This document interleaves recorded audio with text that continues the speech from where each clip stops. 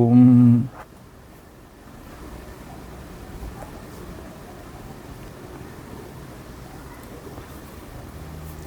ನಾರಾಯಣಾಯ ಪರಿಪೂರ್ಣಗುಣಾರ್ಣವಾಯ ವಿಶ್ವೋದಯ ಸ್ಥಿತಿಲಯೋನ್ನಿಯತಿಪ್ರದಾಯ ಜ್ಞಾನಪ್ರದಾಯ ವಿಬುಧಾಸುರ ಸೌಖ್ಯ ದುಃಖ ಸತ್ಕಾರಣಾಯ ವಿತತಾಯ ನಮೋ ನಮಸ್ತೆ. ಅಭ್ರಮಂ ಭಂಗರಹಿತಂ ಅಜಡಂ ವಿಮಲಂ ಸದಾ ಆನಂದತೀರ್ಥಮತುಲಂ ಭಜೆ ತಾಪತ್ರಯಾಪಃ. ಭವತಿ ಯದನುಭಾವಾದೇಡಮೂಕೋಪಿ ವಾಗ್ಮಿ ಜಡಮತಿರಪಿಜಂತುರ್ಜಾಯತೆ ಪ್ರಾಜ್ಞಮೌಲಿಃ. ಸಕಲವಚನಚೇತೋ ದೇವತಾ ಭಾರತೀ ಸ ಮಮ ವಚಸ್ಯ ನಿಧತ್ತಾಂ ಸನ್ನಿಧಿಂ ಮಾನಸೇ ಚ. ಅಸ್ಮದ್ಗುರುಸಮಾರಂಭಾಂ ಟೀಕಾಕೃತ್ಪಾದಮಧ್ಯಗಾಂ ಶ್ರೀಮದಾಚಾರ್ಯಪರ್ಯಂತಾಂ ವಂದೇ ಗುರುಪರಂಪರಾ. ವಿದ್ಯಾಯಾಂ ವಿಬುಧಾಚಾರ್ಯಂ ವೇದಜ್ಞಾನಾಬ್ಧಿಚಂದಿರಂ ದುರ್ಮತಧ್ವಾಂತಮಾರ್ತಾಂಡಂ ಸತ್ಯಧ್ಯಾನಮುನಿಂ ಭಜ.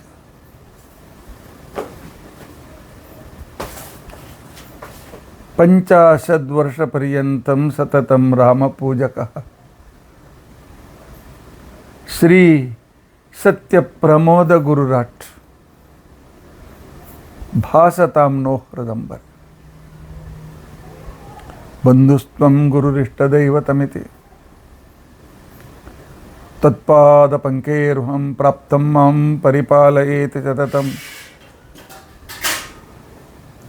ಯಾಚೆ ನಿಬದ್ಧಾಂಜಲಿ ಚಿತ್ತಂ ಮತ್ಕುಣದೋಷಚಿಂತನವಿಧೌ ನೂನಂ ಮನಂ ಮಾ ಕೃತಃ. ಶ್ರೀ ಸತ್ಯಾತ್ಮಗುರು ತ್ವದಂಘ್ರಿಯುಗಲಂ ಹಿತ್ವಾ ನಮೇ ಸದ್ಗತಿ. ಯೈರಹಂ ಶುಕವತ್ ಸಮ್ಯಕ್ ಶಿಕ್ಷಿತೋಸ್ಮಿ ಕೃಪಾಲುಭಿಃ ತಾನ್ ವಂದೇ ಧನುಪಾಚಾರ್ಯಾನ್ ತತ್ವಜ್ಞಾನಾರ್ಥಸಿದ್ಧೇ. ಶ್ರೀ ಗುರುಭ್ಯೋ ನಮಃ. ಹರಿ ಓಂ ಹರಿ ಓಂ ಹರಿ ಓಂ. ಸ್ವಸ್ತಿಸ್ತು ಅಷೇಢ ಸನ್ಮಂಗಲಾನಿ ಸಂತು. ಶ್ಲೋಕೈಕ ಶ್ರವಣ ಪಠನ ಮಾತ್ರೇಣ ವಕ್ತುಶ್ಚ ಶ್ರೋತॄಣಾಂ ನಿಖಿಲ ಕಲಿಕೃತ ಕಲ್ಮಷಾಪನೋದನ ಪಟುತರೆ ಧರ್ಮಾದ್ಯಖಿಲ ಪುರುಷಾರ್ಥ ಸಾಧನೀಭೂತೆ.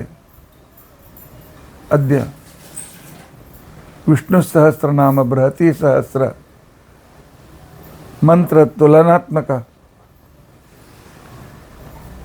ವಿವರಣಾರಂಭೆ ಸತಿ ಕಿಂಚಿತ್ ಪೂರ್ವಕಥಾನುವಾದಃ. ಹರಿ ಓಂ ಹರಿ ಓಂ ಹರಿ ಓಂ.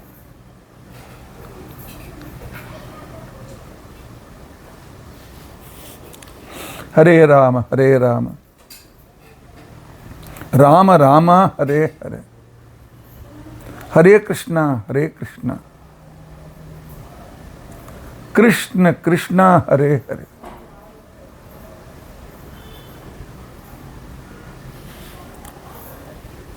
ಹರೇ ರಾಮ ಹರೇ ರಾಮ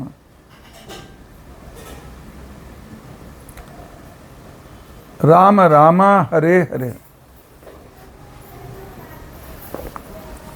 ಹರೇ ಕೃಷ್ಣ ಹರೇ ಕೃಷ್ಣ ಕೃಷ್ಣ ಕೃಷ್ಣ ಹರೇ ಹರೇ. ಹರೇ ರಾಮ ಹರೇ ರಾಮ ರಾಮ ರಾಮ ಹರೇ ಹರೇ. ಹರೇ ಕೃಷ್ಣ ಕೃಷ್ಣ ಕೃಷ್ಣ ಹರೇ ಹರೇ. ಹರೇ ರಾಮ ರಾಮ ರಾಮ ಹರೇ ಹರೇ. ಹರೇ ಕೃಷ್ಣ ಹರೇ ಕೃಷ್ಣ ಕೃಷ್ಣ ಕೃಷ್ಣ ಹರೇ ಹರೇ.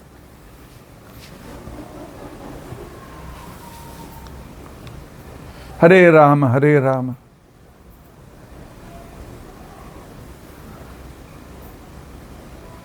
ರಾಮ ರಾಮ ಹರೇ ಹರೇ. ಹರೇ ಕೃಷ್ಣ ಕೃಷ್ಣ ಕೃಷ್ಣ ಹರೇ ಹರೇ. ಶ್ರೀ ಗುರುಭ್ಯೋ ನಮಃ. ಹರಿ ಓಂ ಹರಿ ಓಂ ಹರಿ ಓಂ. ನಿನ್ನೆನ ದಿನ ಯಾವ ನನ್ನ ಕುರಿತು ಮಾಡಿದ ಪ್ರೀತಿ ಎಂದಿಗೂ ಭಂಗವಾಗೋದಿಲ್ಲ ಅಂತಹ ಭಗವಂತನ 58ನೆಯ ಹೆಸರು ಶಾಶ್ವತ ಅಂತನ್ನುವುದರ ಬಗ್ಗೆ ಚಿಂತನೆಯನ್ನು ಮಾಡಿದ್ದೆ. ನಿತ್ಯನಾದ್ದರಿಂದಾಗಿ ಅವನನ್ನು ಪ್ರೀತಿಸ್ತಾ ಇದ್ದರೆ ಒಂದು ದಿವಸ ಅವನೇ ನಮಗೆ ಸಿಗ್ತಾನೆ ಕೊನೆಗೆ. ಯಾಕೆ? ಅವನು ನಿತ್ಯ. ನಮ್ಮದು 1000 ಜನ್ಮ ಆಗಿರಬಹುದು. ಅವನು ನಿತ್ಯ ಅಷ್ಟೇ ಅಲ್ಲ, ಅವನ ಮೇಲೆ ಮಾಡಿದ ಪ್ರೀತಿ ಎಂದಿಗೂ ಭಂಗವಾಗೋದಿಲ್ಲ. ಅಷ್ಟೇ ಅಲ್ಲ, ಅವನು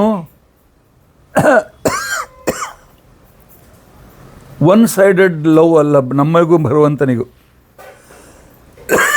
ಬೋತ್ ಸೈಡ್ ಲವ್. ಯಾಕೆ? ಅವನು ನನ್ನನ್ನು ಪ್ರೀತಿ ಮಾಡುವಂತ ನಮ್ಮನ್ನು ತನ್ನ ಕಡೆಗೆ ಎಳಿತಾ ಇರ್ತಾನೆ. ಅವನ ಸೆಳೆತವನ್ನು ನಾವು ದೂರ ಮಾಡ್ಕೊಳ್ಳಿಕ್ಕೆ ಆಗೋದಿಲ್ಲ. ಎಳಿತಾನೆ. ಕರ್ಷಯತಿ ಆಕರ್ಷಯತಿ ಭಕ್ತಾನ್.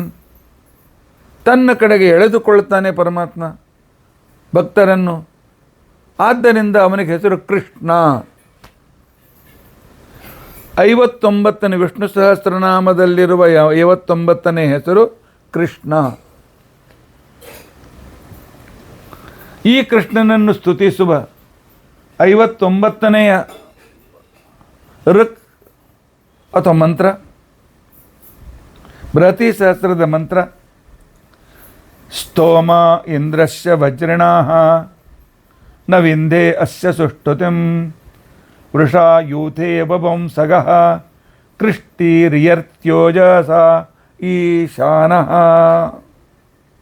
ನಮ್ಮ ವಿದ್ಯಾರ್ಥಿ ಹೇಳ್ತಾನೆ ನೋಡಿ. ಹರಿ ಓಂ. ಸ್ತೋಮ ಇಂದ್ರಸ್ಯ ವಜ್ರಿಣಃ ನ ವಿಂದೇ ಅಸ್ಯ ಸುಷ್ಟುತಿಂ ವೃಷಾಯುಧೇ ವಪುಂಸಗಃ ಕೃಷ್ಟಿರಿತ್ಯಯೋರ್ಜಸ ಈಶಾನಃ. ಓಂ. ಭಗವಂತ ನನ್ನ ಅನೇಕ ರೀತಿ ನಿತ್ಯ ಅಂತ ತಿಳ್ಕೊಂಡು ಅಂತ ಹೇಳಿ ಅವನನ್ನು ಪ್ರೀತಿಸಿ ಅವನನ್ನು ಅನೇಕ ರೀತಿಯಾಗಿ ಸ್ತೋತ್ರ ಮಾಡ್ತಾ ಇದ್ದರೂ ಕೂಡ ಹೇಗೆ ಭಗವಂತನನ್ನು ಸ್ತೋತ್ರ ಮಾಡ್ತೇವೆ, ಆ ಸ್ತೋತ್ರ ನಮ್ಮನ್ನು ಇನ್ನೂ ಅವನ ಕಡೆಗೆ ಎಳಿತಾ ಇದೆ. ಇನ್ನೂ ಸ್ವಲ್ಪ ಹೋಗೋಣ ಅಂತ ಹೇಳ್ಕೊಳುತ್ತೆ. ಆದ್ದರಿಂದಾಗಿ ವಜ್ರಣಃ ಇಂದ್ರಸ್ಯ ಸ್ತೋಮಃ.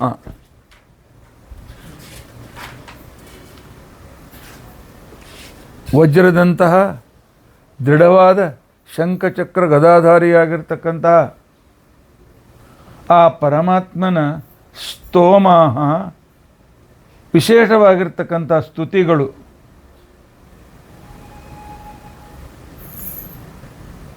ಮಾಡ್ತಾ ಇದ್ದೇವೆ. ನಾವಲ್ಲ, ಮಹಾಲಕ್ಷ್ಮೀ ದೇವಿ. ಆದರೆ ತವ ಸುಷ್ಟುತಿತ್ವಂ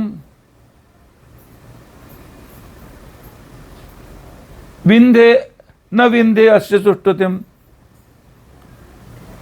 ಅವನ ಆ ಏನು ಅನಂತ ಗುಣಗಳು ಅಂತ ಅಂತಿಕೊಂಡಂತಿದೆ, ಅನಂತ ಗುಣಗಳಿಗೆ ಅಂತ ಇಲ್ಲ, ಆ ಅನಂತ ಗುಣಗಳು ಅಂತೇನಿವೆ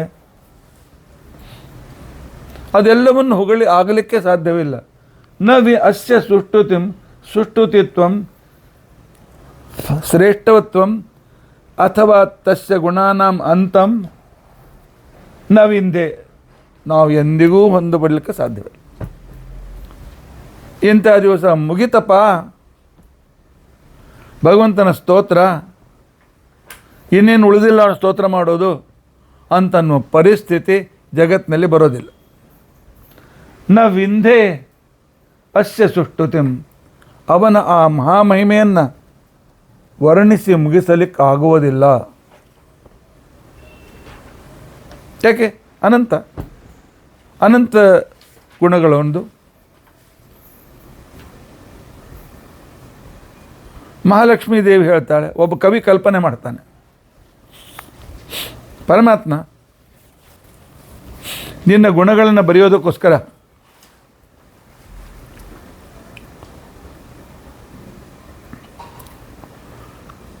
ಈ ವಿಶಾಲವಾದ ಪೃಥ್ವಿಯನ್ನೇ ಅಥವಾ ಜಗತ್ತನ್ನೇ ಪೇಜನ್ನಾಗಿ ಮಾಡ್ತೇವೆ. ಜಗತ್ತು ಕೂಡ ಬಹಳ ಇನ್ಫಿನಿಟ್ ಇದೆ. ಅದೇ ಎಕ್ಸಸೈಸ್ ಬುಕ್.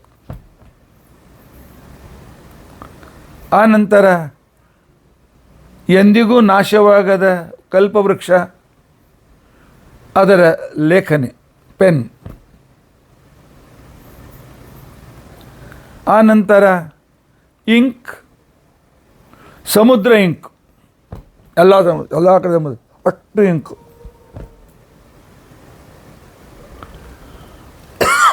ಅದನ್ನು ಬರೀತಕ್ಕಂಥವಳು ಸರಸ್ವತೀ ದೇವಿ. ಬ್ರಹ್ಮ ಸರಸ್ವತಿಯನ್ನು ನಿಮ್ಮ ಗುಣಗಳನ್ನು ದಿನಾಲು ಹೊಸದಾಗಿ ನೋಡ್ತಾ ಇದ್ದಾರೆ. ಅವಳು ಎಷ್ಟು ಟೈಮ್ ದಿನಕ್ಕೆ ಎಷ್ಟು ಟೈಮ್ ತಗೋತಾಳಪ್ಪ? ಅರ್ಧ ತಾಸು, 1 ತಾಸು?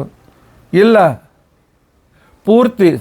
ಲಿಖತಿ ಯದಿ ಶಾರದಾ ಸಾರ್ವಕಾಲಂ, 24 hours ಬರಿತಾ ಇದ್ದರೂ ಕೂಡ ತದಪಿ ತವ ಗುಣಾನಾಂ ಈಶ ಪಾರಂ ನಯಾತಿ. ಪರಮಾತ್ಮ ನಿನ್ನ ಗುಣಗಳನ್ನು ಪೂರ್ತಿ ಬರಲಿಕ್ಕೆ ಆಗೋದಿಲ್ಲ.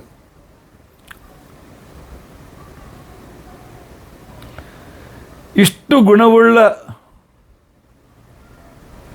ವ್ಯಕ್ತಿಯನ್ನು ನಾವು ನಂಬ್ತಾ ಇದ್ದೇವೆ ಅಂತಿಕೊಂಡ್ರೆ ನಾವೇ ಧನರಲ್ಲೇನು? ನಮ್ಮ ಚಾಯ್ಸ್ ಎಷ್ಟು ಚೆನ್ನಾಗಿದೆ ನೋಡಿ. ಯಾವನು ವ್ಯಾಪ್ತಿ, ಈ ಜಗತ್ತಿನ ವ್ಯಾಪ್ತಿಯನ್ನು ಮೀರಿದೆ, ಎಲ್ಲ ಕಡೆಗಿದ್ದಾನೆ. ಒಳಗೂ ಇದ್ದಾನೆ, ಹೊರಗೂ ಇದ್ದಾನೆ, ನಮ್ಮ ಹೊಟ್ಟೆಗೂ ಇದ್ದಾನೆ, ನಮ್ಮ ಹೃದಯದಲ್ಲೂ ಇದ್ದಾನೆ.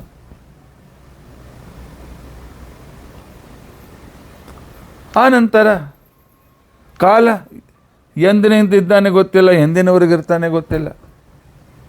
ಇನ್ಫಿನಿಟ್.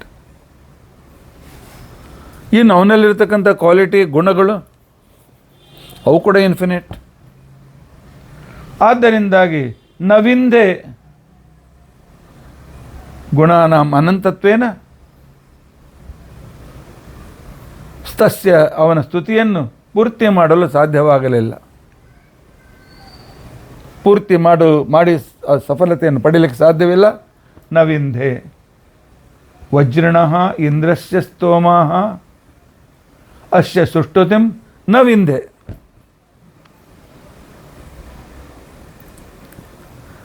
ಇರಲಿಪ್ಪ, ಅವನಿಗೆ ಅನಂತ ಗುಣಗಳಿದ್ರೆ ಏನು ಮಾಡ್ಲಿಕ್ಕೆ ಸಾಧ್ಯ ಆಗ್ತದೆ?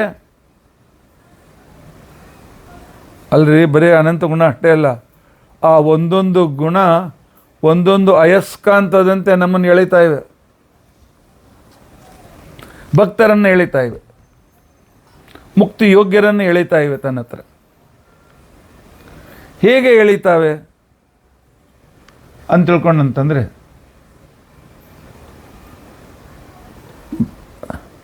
ಎತ್ತು ಹಸುಗಳ ಒಂದು ಸಮೂಹ. ಕೆಲವು ಸಲ ಎತ್ತುಗಳಲ್ಲಿಯೂ ಪರಸ್ಪರ ಸ್ಪರ್ಧೆ ಆಗ್ತದೆ.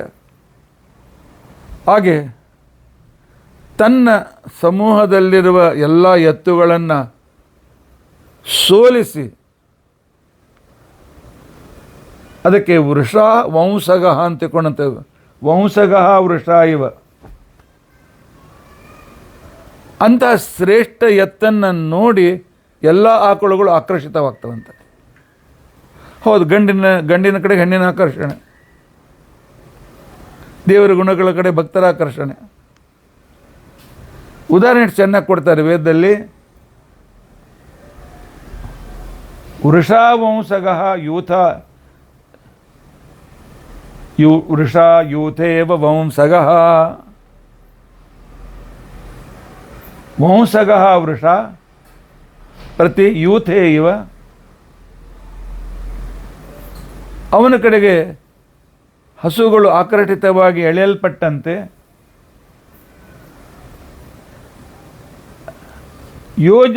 ಓಜಸ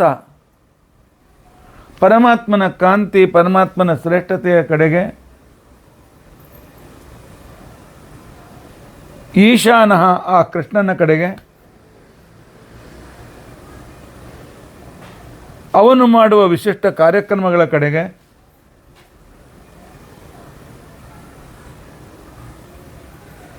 ನಮ್ಮನ್ನು ಆ ಪರಮಾತ್ಮನ ಗುಣಗಳು ಎಳೆಯುತ್ತವೆ, ಸ್ತೋತ್ರ ಮಾಡಲು ಪ್ರೇರಿಸುತ್ತವೆ. ಪರಮಾತ್ಮನನ್ನು ಸ್ತೋತ್ರ ಅದನ್ನು ಬಿಡೋದು ಯಾರಿಗೂ ಆಗೋದಿಲ್ಲ, ಯಾರಿಗೂ ಆಗೋದಿಲ್ಲ.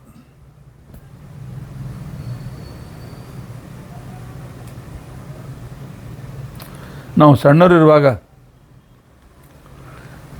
ನಮ್ಮ ಹಿರಿಯರು ನಮ್ಮ ಸರ್ಕಸ್ಸಿಗೆ ಕರ್ಕೊಂಡು ಹೋಗ್ತಿದ್ರು, ಜಾತ್ರೆಗೆ ಕರ್ಕೊಂಡು ಹೋಗ್ತಿದ್ರು.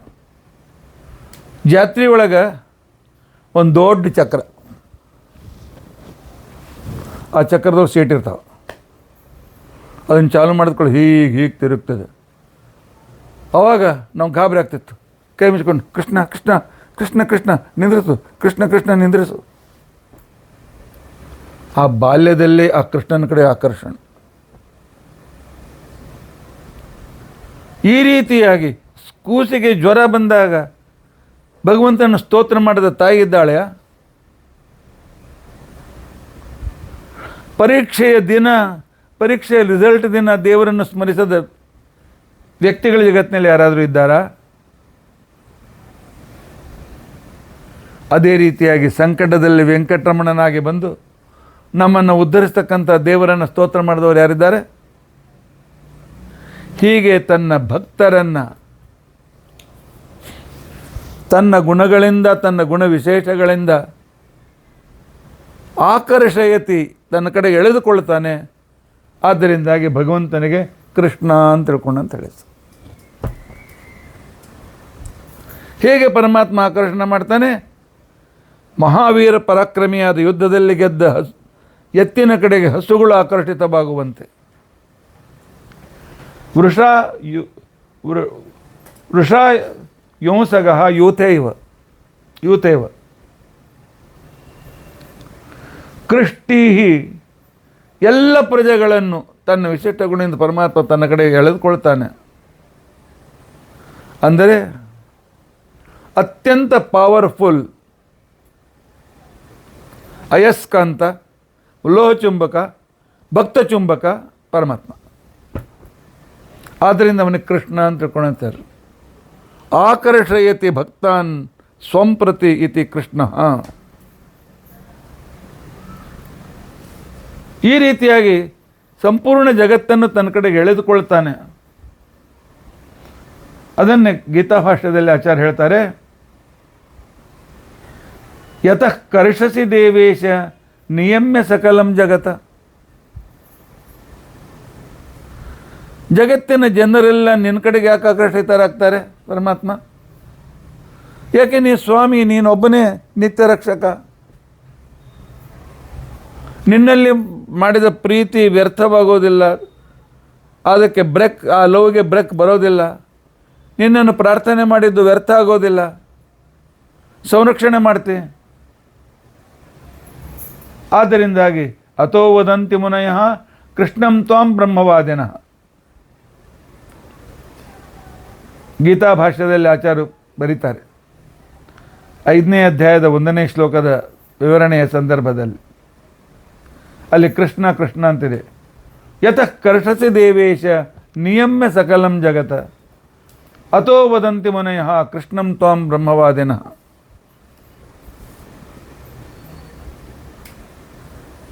ಕೃಷ್ಣನ ಕಡೆಗೆ ಆಕರ್ಷಿತರಾಗದೇ ಇರತಕ್ಕಂಥ ವ್ಯಕ್ತಿಗಳು ಯಾರೂ ಇಲ್ಲ. ಸಂದರ್ಭ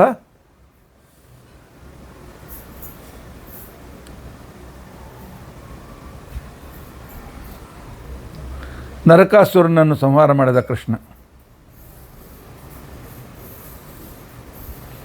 ಅವನ ಕಾರಾಗೃಹದಲ್ಲಿ 16,100 ಜನ ಸುಂದರಿಯರಾದ ಕುಮಾರಿಕೆಯರಿದ್ದರು. ದೇವಲೋಕದಿಂದ, ನಾಗಲೋಕದಿಂದ, ಅಲ್ಲಿಂದ ಇಲ್ಲಿಂದ ಎಲ್ಲೆಲ್ಲಿ ಸುಂದರಿ ಹುಡುಗಿಯರು ಕಾಣಿಸ್ತದೆ ತಂದು ಕಾರಾಗೃಹದಲ್ಲಿ ಹಾಕ್ತಾಯಿತ್ತು.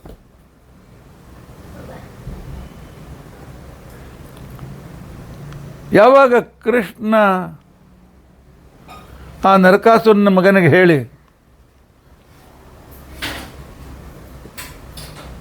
ಅವನ ಕಡೆಯಿಂದ ಯಾವಾಗ ಅವರನ್ನು ಮುಕ್ತರನ್ನಾಗಿ ಮಾಡಿದ, ಅವರೆಲ್ಲ ಹೊರಗೆ ಬಂದರು.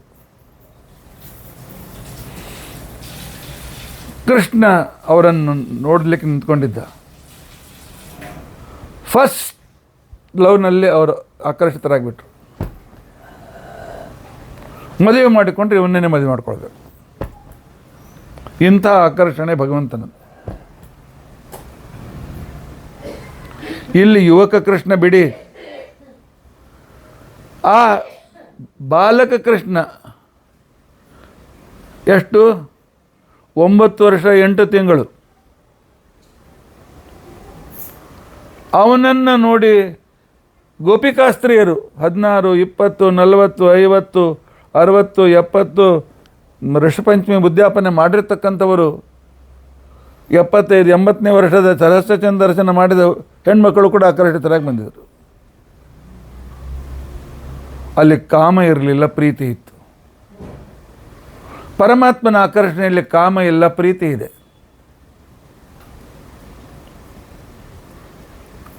ಆಗ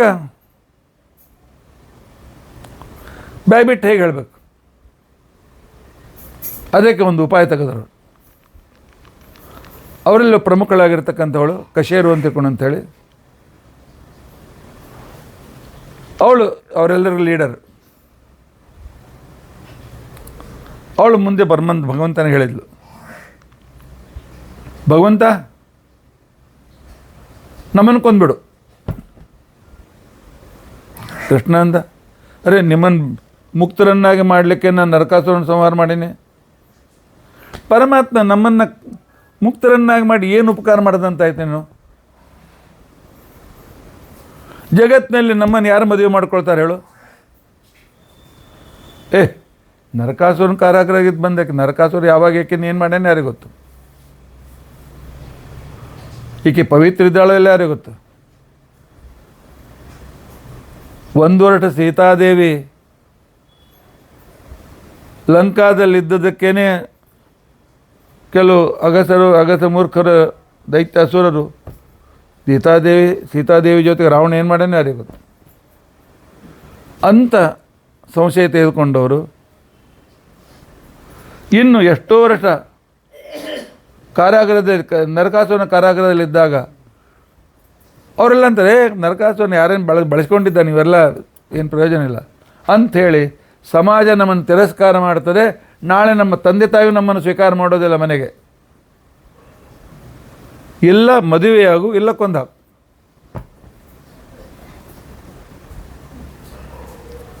ಪರಮಾತ್ಮ ಎರಡೂ ಮಾಡಿದ. ಏನು ಮಾಡಿದ? ತನ್ನ ಪ್ರೀತಿಯ ಬಾಣದಿಂದ ಅವರನ್ನು ಘಾಸಿಗೊಳಿಸಿದ, ಅವರನ್ನು ಮದುವೆಯೂ ಆದ. ಆದ್ದರಿಂದ ಇವನಿಗೆ ಕೃಷ್ಣ ಅಂತ ತಿಳ್ಕೊಂಡಂತ ಹೆಸರು. ಅದಕ್ಕೋಸ್ಕರವೇ ಹೇಳ್ತಾರೆ, ವೃಷೇವ ಯುಷಾ ಯೂಥೇವ ವಂಸಗ. ಎಂಥ ಅದ್ಭುತವಾಗಿರ್ತಕ್ಕಂಥ ಉಪಮಾ ಕೊಟ್ಟಿದ್ದಾರೆ.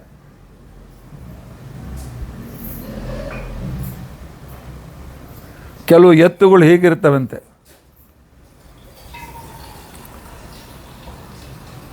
ಅವುಗಳಲ್ಲಿರ್ತಕ್ಕಂಥ ಶಕ್ತಿ ಸಾಮರ್ಥ್ಯ ಹೇಗಿರ್ತದೆ, ಆ ಎತ್ತುಗಳ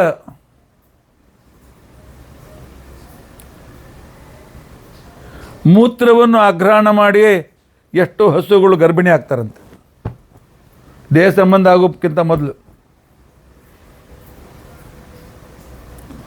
ಅಂಥ ಒಳ್ಳೆ ಅದ್ಭುತವಾದ ಶ್ರೇಷ್ಠವಾದ ಆ ಎತ್ತುಗಳಿರ್ತಾವ. ಸಂಸ್ಕೃತ ಕಾವ್ಯಗಳಲ್ಲಿ ವರ್ಣನೆ ಬರ್ತದೆ. ಹಾಗೆ ಪರಮಾತ್ಮನ ಕಡೆಗೆ ಆಕರ್ಷಿತರಾಗ್ತಕ್ಕಂಥವ್ರು ಜಗತ್ತಿನಲ್ಲಿ ಎಲ್ಲರೂ, ಗಂಡಸರು ಆಕರ್ಷಿತರಾಗ್ತಾರೆ, ಹೆಂಗಸರು ಆಕರ್ಷಿತರಾಗ್ತಾರೆ, ಎಲ್ಲರೂ ಆಕರ್ಷಿತರಾಗ್ತಾರೆ.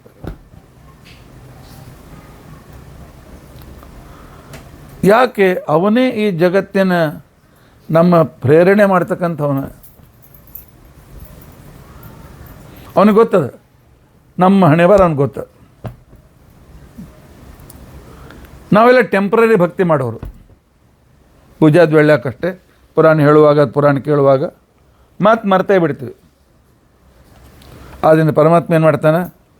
ಒಳಗೆ ಕೂತು ತನ್ನ ಕಡೆಗೆ ನಮ್ಮನ್ನು ಆಕರ್ಷಣೆ ಮಾಡ್ತಾನೆ. ಕೃಷ್ಣನ ಕಡೆ, ಕೃಷ್ಣನ ಕಡೆ, ಕೃಷ್ಣನ ಕಡೆ ಆಕರ್ಷಿತನಾಗುವಂಥದ್ದು ಪ್ರೇರಣೆ ಮಾಡ್ತಾನೆ.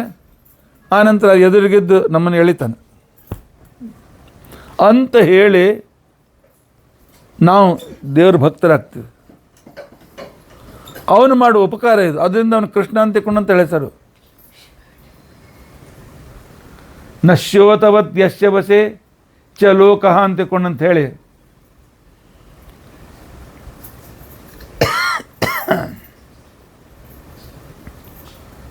ಮುಗ್ದಾಣಿ ಹಾಕಿದಾಗ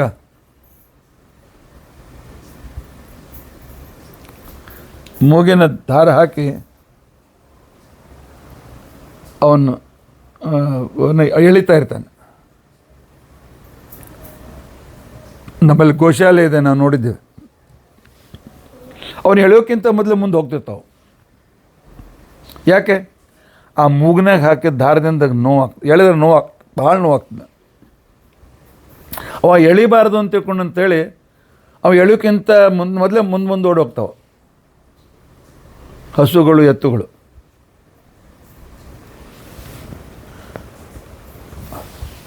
ಹಾಗೆ ಪರಮಾತ್ಮನ ಹತ್ತಿರ ನಾವು ಓಡೋಗ್ತೀವಿ. ಎಲ್ಲಿ ಬಿಟ್ಟು ನಾನು ಎಲ್ಲಿ ಪರಮಾತ್ಮನ ತಪ್ಪಿಸ್ಕೊಳ್ತೀವಿ, ಬಿಟ್ಟರೆ ನರಕ ಮತ್ತು ದುಃಖ ಆಗ್ತದೆ ಅಂತ ತಿಳ್ಕೊಂಡಂತೇಳಿ ನಾವು ಪರಮಾತ್ಮನ ಹಿಂದೆ ಓಡ್ತಿರ್ತೀವಿ ಅಂತ ತಿಳ್ಕೊಂಡಂತೇಳಿ ಭಾಗವತದ 6ನೇ ಸ್ಕಂದದಲ್ಲಿ 3ನೇ ಅಧ್ಯಾಯದ 12ನೇ ಶ್ಲೋಕದಲ್ಲಿ ನಶ್ಯೋತವತ್ಯತ್ಯವಶೇಷ ಲೋಕಃ ಅಂಥೇಳಿ ಪರಮಾತ್ಮನ ಆಕರ್ಷಣೆ ಹೇಗಿದೆ ಅನ್ನೋದನ್ನು ತೋರಿಸ್ಕೊಟ್ಟಿದ್ದಾರೆ. ಮುಂದಿನ 7ನೇ ಅಧ್ಯಾಯದಲ್ಲಿ 7ನೇ ಸ್ಕಂದದ 5ನೇ ಅಧ್ಯಾಯದಲ್ಲಿ ಯಥಾ ಭ್ರಾಮ್ಯತ್ಯಯೋ ಬ್ರಹ್ಮನ್ ಸ್ವಯಂ ಆಕರ್ಷ ಸನ್ನಿಧೌ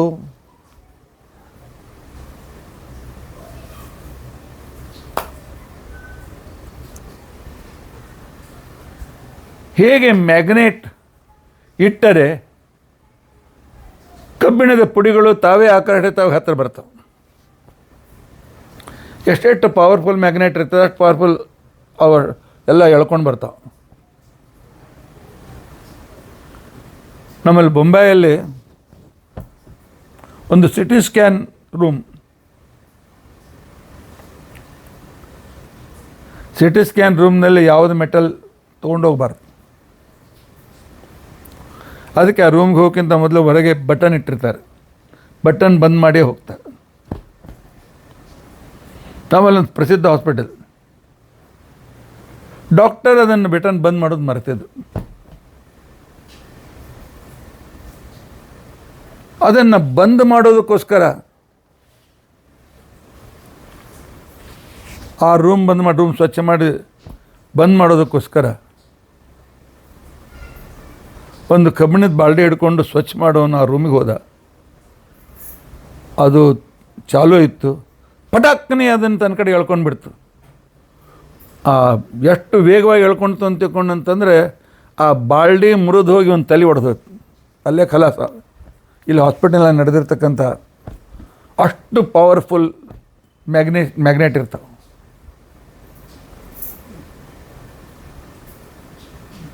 ಆ ರೀತಿಯಾಗಿರ್ತಕ್ಕಂಥ ಪರಮಾತ್ಮ ಎಂಥ ಮ್ಯಾಗ್ನೆಟ್ ಅಂತ ತಿಳ್ಕೊಂಡಂತಂದರೆ ನಮ್ಮನ್ನು ತನ್ನ ಕಡೆಗೆ ಎಳ್ಕೊಂಡು ಬಿಡ್ತಾನೆ. ನಾವು ಸ್ವಲ್ಪ ಕೃಷ್ಣ ನಾರಾಯಣ ಅಂತಂದರೆ ಸಾಕು, ನಮ್ಮನ್ನು ಎಳ್ಕೊಂಡು ಬಿಡ್ತಾ. ಅಷ್ಟು ಪರಮೋಪಕಾರಿ ಪರಮಾತ್ಮ. ಯಥಾ ಭ್ರಾಮ್ಯತ್ಯಯೋ ಬ್ರಹ್ಮನ್ ಸ್ವಯಂ ಆಕರ್ಷ ಸನ್ನಿಧೋ, ಮ್ಯಾಗ್ನೆಟಿನ ಹತ್ತಿರ ಹೇಗೆ ಕಬ್ಬಿಣದ ಚೂರುಗಳು ಸೆಳೆಯಲ್ಪಡೆಯುತ್ತವೋ ತಥಾ ಮೇ ಭಿದ್ಯತೆ ಚೇತಃ, ಅದೇ ರೀತಿಯಾಗಿ ನನ್ನ ಮನಸ್ಸು ಆ ಪರಮಾತ್ಮನ ಹಿಂದೆ ಹಿಂದೆ ಹಿಂದೆ ಆಕರ್ಷಿತವಾಗ್ತಾ ಇದೆ. ತಥಾ ಮೇ ಭಿದ್ಯತೆ ಚೇತಃ ಚಕ್ರಪಾಣೇರ್ ಯದೃಚ್ಛಯ. ಪ್ರಹ್ಲಾದ್ ಹೇಳ್ತಾನೆ, ಈ ರೀತಿಯಾಗಿ ನನ್ನನ್ನು ಪರಮಾತ್ಮ ತನ್ನ ಕಡೆಗೆ ಎಳೆದುಕೊಂಡಿದ್ದಾನೆ ಅಂತ ತಿಳ್ಕೊಂಡಂತ ಹೇಳಿ. ಆಕರ್ಷಯತಿ ಭಕ್ತಾನಿತಿ ಕೃಷ್ಣ, ಇಂಥ ಒಂದು ಆಕರ್ಷಣೆ ಆ ಭಗವಂತನಲ್ಲಿದೆ. ಸ್ವಲ್ಪ ಹೊತ್ತು ಹೋಗ್ರಿ, ಒಂದ್ಸಲ ಗುಡಿಗೆ ಹೋಗ್ರಿ, ದೇವರೊಮ್ಮೆ ನಿಮ್ಮನ್ನು ಎಳ್ಕೊಂಡು ಬಿಟ್ಟ ಅಂತ ನೀವು ನಾಳೆ ದೇವ್ರ ಭಕ್ತಿನೇ ಬಿಡಂಗಿಲ್ಲ, ಭಕ್ತಿಯಲ್ಲಿ ಉತ್ತರಾಗ್ತದೆ.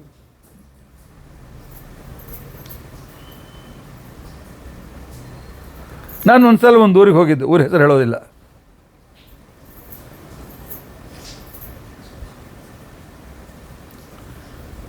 ಭಾಗವತ ಸಪ್ತಾಹಕ್ಕೆ ಹೋಗಿದ್ದೆ. ಭಾಗವತ ಸಪ್ತಾಹದಿಂದ ಒಬ್ಬಳು ಹೆಣ್ಮಗಳು, ಮಕ್ಕಳು ಇದ್ದರು.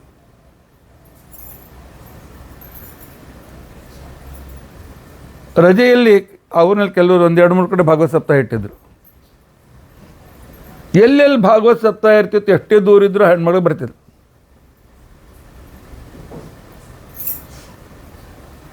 ಇಲ್ಲ, ಕೃಷ್ಣ ನನ್ನ ಎಳೀಲಿಕ್ಕೆ ತನ್ನ ಭಾಗವತದಲ್ಲಿ ಕೃಷ್ಣ ಅಂದ್ಕೊಂಡು ಹೇಳ್ತಿದ್ಲು. 2ನೇ ಸಪ್ತಾಹ ಆಗಿತ್ತು. 3ನೇ ಸಪ್ತಾಹದ ಟೈಮಕ್ಕೆ ಅವ್ರು ಬಂಧು ಬಳಗ ಬಂದರು. ಅವಳ ಮಾವ ಮತ್ತು ಅವರು ಇನ್ನೊಬ್ಬರು 2-3 ಜನ ಹಿರಿಯರು, ಆಚಾರ್ಯ ನಿಮ್ಮ ಮೇಲೆ ಕೇಸ್ ಹಾಕ್ತೀವಿ ಅಂತ. ನಾನಂದೆ, ನಾ ಏನು ಮಾಡೀನಿ ರೀ ಅಂತಕೊಂಡು ಕೇಳಿದೆ. ಇಲ್ಲ, ನಿಮ್ಮ ಭಾಗವತ ಸಲುವಾಗಿ ನಮ್ಮ ಮನೆ ಸೊಸೆ ಅಡುಗೆ ಮಾಡೋಂಗಿಲ್ಲ, ಮತ್ತೊಂದು ಮಾಡೋಂಗಿಲ್ಲ, ಬಿಡೋಂಗಿಲ್ಲ, ನೀವೇನು ಬೆಳಗ್ಗೆ ಸಾಯಂಕಾಲ ಹೇಳ್ತೀರಿ, ಅಲ್ಲೇ ಬಂದು ಕೊಡ್ತಾಳಕ್ಕೆ. ಮನೆ ಕಡೆಯಿಂದ ಆಕರ್ಷಣೆ ಕಡಿಮೆ ಮಾಡಿಸ್ಬಿಟ್ಟಿರಿ ನೀವು, ನಿಮ್ಮ ಮೇಲೆ ಕೇಸ್ ಹಾಕ್ತೀವಿ. ನಾಳೆ ಕೇಸ್ ಹಾಕ್ರಿ, ನನ್ನ ಮೇಲೆಲ್ಲ, ಆ ಕೃಷ್ಣನ ಮೇಲೆ ಹಾಕ್ರಿ. ಅವನ ಮಹಿಮಾನೇ ಹಿಂಗದ, ಜನರನ್ನು ಎಳ್ಕೊಂಡು ಬರ್ತದೆ. ಇದು ಕಲ್ಪನಾ ಕಥೆ ಎಲ್ಲ ನಡೆದ ಕಥೆ ಇದು. ಭಾಗವತ ಅಂತಿಕೊಂಡಂತಂದ್ರೆ ಅಷ್ಟು ಇರ್ತದೆ. ನಾ ಹೇಳೋರು ದಡ್ರು, ನಾನಂತ ದಡ್ರು ಹೇಳಿದರೂ ಜನರು ಭಾಗವತ ಕಡೆ ಆಕರ್ಷಿತರಾಗ್ತಾರೆ ಅಂತ ತಿಳ್ಕೊಂಡಂತಂದಮೇಲೆ ಇನ್ನು ಮಹಾವಿದ್ವಾಂಸರು ಸ್ವಾಮಿಗಳಂಥವ್ರು ಭಾಗವತ ಹೇಳಬೇಕಾಗಿದ್ದರೆ ಎಷ್ಟು ಜನ ಆಕರ್ಷಿತರಾಗ್ತಾರೆ. ಹಾಗಿದ್ದಾನೆ ಪರಮಾತ್ಮ, ತನ್ನ ಕಡೆಗೆ ಮ್ಯಾಗ್ನೆಟ್ನಂತೆ ನಮ್ಮ ಕಡೆ ತನ್ನ ಕಡೆಗೆ ಎಳ್ಕೊಳ್ತಾನೆ ನಮ್ಮನ್ನು. ಇದೆಲ್ಲ ಬಿಟ್ಬಿಟ್ರಪ್ಪ. ಕೃಷ್ಣನ ಬಗ್ಗೆ ನಮ್ದೊಂದು ತಕರಾರು. ಕೃಷ್ಣ ಕಪ್ಪು ಯಾಕಿದ್ದಾನ್ರಿ? ಈ ಕಪ್ಪು ಕೃಷ್ಣನ ಕಡೆಗೆ ಎಷ್ಟು ಜನ ಆಕರ್ಷಿತರಾಗ್ತಾರೆ ಅಂತಂದಮೇಲೆ ಸ್ವಲ್ಪ ಕೆಂಪಿದ್ರೆ, ಸ್ವಲ್ಪ ಕೆಂಪು ಬಣ್ಣದವ ಅಥವಾ ಈ ಫಾರಿನರ್ ಹಂಗೆ ಸ್ವಲ್ಪ ಬಿಳಿ ಬಿಳಿ ಇದ್ದೆ ಅಂದ್ರೆ ಭಾಳ ಜನ ಆಕರ್ಷಿತಿದ್ರು. ಈ ಕೃಷ್ಣ ಕಪ್ಪೇಕಾದ? Why Krishna is black?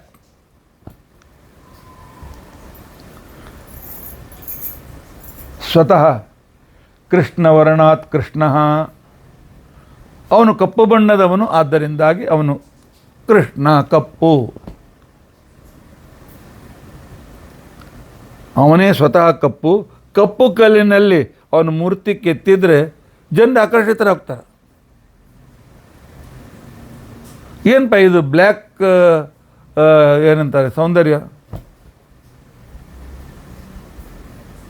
Black beauty ಪರಮಾತ್ಮದ್ದು. ಯಾಕೆ ಕೃಷ್ಣ ಕಪ್ಪಾದ? ಅದಕ್ಕೋಸ್ಕರ ಭಾಗವತ ತಾತ್ಪರ್ಯ ನಿರ್ಣಯದಲ್ಲಿ 10ನೇ ಸ್ಕಂದ 4ನೇ ಅಧ್ಯಾಯ 20ನೇ ಶ್ಲೋಕ, ಸತ್ವಂ ತ್ರಿಲೋಕಸ್ಥಿತಯೇ ಸ್ವಮಾಯಯ ಬಿಭರ್ಷಿ ಶುಕ್ಲಂ ಖಲು ವರ್ಣಮಾತ್ಮನಃ ಸರ್ಗಾಯ ರಕ್ತಂ ರಜಸೋಪಬೃಂಹಿತಂ ಕೃಷ್ಣಂಚ ವರ್ಣಂ ತಮಸಾ ಜನಾತ್ಯಯೇ. ಪರಮಾತ್ಮ ಜಗತ್ತನ್ನು ಸೃಷ್ಟಿ ಮಾಡಬೇಕಾಗಿದ್ದ ರಜೋಗುಣ ಬೇಕು.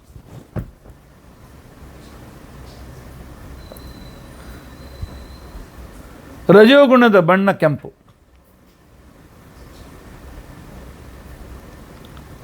ಆ ರಜೋಗುಣಕ್ಕೆ ಉನ್ನಾಹ ಕೊಟ್ಟಾಗ ಸೃಷ್ಟಿ ಆಗ್ತದೆ. ಆ ನಂತರ ಯಾವಾಗ ಜಗತ್ತನ್ನು ಸಂರಕ್ಷಣೆ ಮಾಡಬೇಕು ಆವಾಗ ಸತ್ವಗುಣ ಪ್ರಧಾನ ಬೇಕು. ಸತ್ವಗುಣ ಇದ್ದವರೇ ಜಗತ್ತನ್ನು ಸರಿಯಾದ ರೀತಿಯಿಂದ ನಿಸ್ವಾರ್ಥವಾಗಿ ನೋಡ್ಕೊಳ್ತಾರೆ. ಆಗ ಪರಮಾತ್ಮ ಏನು ಮಾಡ್ತಾನೆ?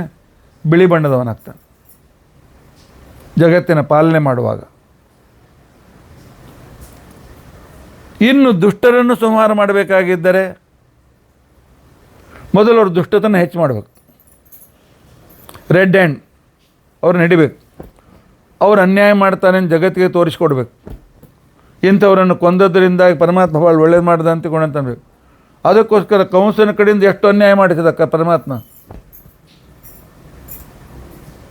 ಅದಕ್ಕೆ ತಮೋಗುಣದ ಉನ್ನಾಹ ಮಾಡಬೇಕಾಗ್ತದೆ. ನಾನು ತಮೋಗುಣದ ಉನ್ನಾಹ ಮಾಡ್ತೇನೆ ಅಂತೇಳಿ ತಮೋಗುಣದ ಬಣ್ಣ ಕಪ್ಪು. ನೀವು ಸರಿಯಾದ ಹೋಮಕುಂಡವನ್ನು ನೋಡಿದರೆ ನಿಮಗೆ ಕೆಳಗೆ ಬೆಳ್ಳಗೆ, ಮಧ್ಯದಲ್ಲಿ ಕೆಂಪು, ಮೇಲೆ ಕಪ್ಪಗೆ, ಅಥವಾ ಮೇಲೆ ಬೆಳ್ಳಗೆ, ಮಧ್ಯದಲ್ಲಿ ಕೆಂಪು, ಕೆಳಗೆ ಕಪ್ಪಗೆ, ಈ ರೀತಿ ಕಪ್ಪು ಬಣ್ಣದ ರಂಗೋಲಿಯಲ್ಲಿ ಅದನ್ನು ಅಲ್ಲಿ ಹಾಕಿರೋ ಡಿಸೈನ್ ಮಾಡಲಾಗಿರ್ತದೆ. ಹಾಗೇ ಇರಬೇಕು ಹೋಮಕುಂಡ ಅಂತಂದರೆ ಸೃಷ್ಟಿ ಸ್ಥಿತಿ ಲಯಗಳನ್ನು ಪರಮಾತ್ಮನ ಮಹಿಮೆಯನ್ನು ತೋರಿಸೋದಕ್ಕೋಸ್ಕರ ಇರತಕ್ಕಂಥ ಒಂದು ಸಾಧನ. ನಮ್ಮಲ್ಲಿ ಯಾವುದೇ ರೀತಿಯಾಗಿರ್ತಕ್ಕಂಥ ವ್ಯವಹಾರವೂ ಕೂಡ ಅನ್ಸೈಂಟಿಫಿಕ್ ಆಗಿಲ್ಲ. ಇಲ್ಲದೆ ಸುಮ್ಮನೆ ಕಂಸನನ್ನು ಕೊಂದರೆ ಸೋದರ ಮಾವನ ಕೊಂದ ಅಂತ ಹೇಳಿ ಬರ್ತಿತ್ತು. ಅವನ ದುಷ್ಟತನ ಅಭಿವ್ಯಕ್ತವಾಗಲಿ ಅಂತ ಬಿಟ್ಟು ಆಮೇಲೆ ಕೊಂದ. ಅವತ್ತು ದ್ರೌಪದಿ ದುರ್ಯೋಧನ ದುಶ್ಯಾಸರನ್ನು ಕಣ್ ತೆಗೆದು ನೋಡಿದ್ದೆ, ಸ್ವಲ್ಪ ಸಿಟ್ಟಿನಿಂದ ನೋಡಿದರೆ ಸುಟ್ಬೂದಿ ಆಗ್ತಿದ್ರು. ಆದರೆ ಇನ್ನೂ ಇವರ ಅನ್ಯಾಯ ಜಗತ್ತಿಗೆ ಗೊತ್ತಾಗಲಿ, ಜನರೇ ಬೇಗನೆ ದುರ್ಯೋಧನ ಸತ್ತರೆ ಒಳ್ಳೆಯದು ಅಂತಿಕೊಂಡಂತನೂ ಪರಿಸ್ಥಿತಿ ಬಂದಾಗ ಅವರನ್ನು ಹೊಡೆದ್ರೆ ಆಗ ಹೊಡಪ್ಪ ಸ್ವಲ್ಪ ಗ್ರೇಟ್ ಅಂತಿಕೊಂಡು ಗೊತ್ತಾಗ. ಸ್ವಾತಂತ್ರ್ಯ ಸಿಕ್ಕಾಗಿನಿಂದ 70 ವರ್ಷಗಳಿಂದ ನಕ್ಸಲೈಟ್ಸು ಜಗತ್ತಿಗೆ ಎಷ್ಟು ತ್ರಾಸ ಕೊಟ್ಟರು. ಆದರೆ ಆ ನಕ್ಸಲೀಯರು ಇಲ್ಲದಂತೆ ಮಾಡಿದ ಈ ವರ್ಷ ಎಲ್ಲರೂ ವಿಶೇಷವಾಗಿ ವರ್ಣನೆ ಮಾಡ್ತಾಯಿದ್ದಾರೆ. ಅಮಿತ್ ಶಾನನ್ನು ಮತ್ತು ಮೋದಿಯನ್ನು ವರ್ಣನೆ ಮಾಡ್ತಾಯಿದ್ದಾರೆ. ಯಾಕೆ? ಅವ್ರು ದುಷ್ಟರು ಇದ್ದೊಂದು ಗೊತ್ತಿದೆ. ಇಲ್ಲೇ ಇದ್ರೆ ಅವರನ್ನು ನಾಶಪಡಿಸೋದು ಇವರು ದುಷ್ಟರು ಅಂತಕೊಂಡು ಇವ್ರ ಮೇಲೆ ಅಪವಾದ ಬರ್ತಿತ್ತು. ತಮೋ ಗುಣವನ್ನು ಉನ್ನಾಹ ಮಾಡಿ ಪರಮಾತ್ಮ ಜಗತ್ತನ್ನು ಸಂಹಾರ ಮಾಡ್ತಾನೆ. ಭಾಗವತದ ಈ ಮಾತಿಗೆ ಪ್ರಮಾಣೇನು? ಬ್ರಹ್ಮತರ್ಕದ ಪ್ರಮಾಣವನ್ನು ಪರಮಾತ್ಮ ಕೊಡ್ತಾನೆ. ಜಗತಾಂ ವರ್ಧಯನ್ ಸತ್ವಂ ಯದಾ ರಕ್ಷತೆ ಕೇಶವಃ. ಜಗತ್ತಿನಲ್ಲಿರ್ತಕ್ಕಂಥ ಸತ್ವಗುಣವನ್ನು ಬೆಳೆಸುತ್ತಾ ಪರಮಾತ್ಮ ಯಾವಾಗ ಜಗತ್ತನ್ನು ಸಂರಕ್ಷಣೆ ಮಾಡ್ತಾನೆ ಆಗ ಹಯಗ್ರೀವಾದಿ ರೂಪಗಳು, ಹಯಗ್ರೀವ, ವೇದವ್ಯಾಸ, ಹಯಗ್ರೀವ ಮೊದಲಾದ ರೂಪಗಳನ್ನು ತೆಗೆದುಕೊಂಡು ಬಿಳಿ ಬಣ್ಣದವನಿರ್ತಾನೆ.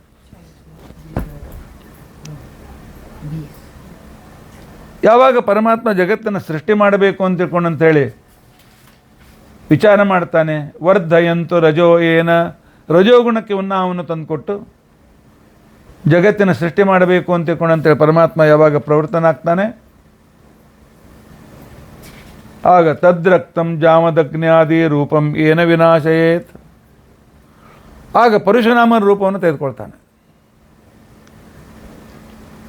ಏನ್ರಿ ಪರಶುರಾಮ ಕೆಂಪು? ಹೌದು, ಅಗ್ನಿಂತರ್ಗತನಾಗಿದ್ದು ಆಹುತಿಗಳನ್ನು ತೆಗೆದುಕೊಂಡು ಆಹುತಿಗಳ ಮುಖದಿಂದ ಜಗತ್ತಿನ ಸೃಷ್ಟಿಯಾದಿಗಳನ್ನು ಮಾಡ್ತಾನೆ.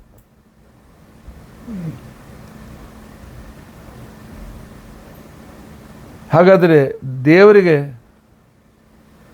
ಇನ್ನು ವರ್ಧಯಂತು ತಮೋಲೋಕೆ ತತ್ಕೃಷ್ಣಂ ಯಾದವಾದಿಕಂ, ಯಾವಾಗ ಜಗತ್ತನ್ನು ನಾಶಪಡಿಸಬೇಕು ಅಂತಂತಾನೆ, ತಮೋ ಗುಣಕ್ಕೆ ಅಭಿವೃದ್ಧಿಯನ್ನು ಕೊಡೋದಕ್ಕೋಸ್ಕರ ಪರಮಾತ್ಮ ಕಪ್ಪು ಬಣ್ಣದವನಾಗ್ತಾನೆ.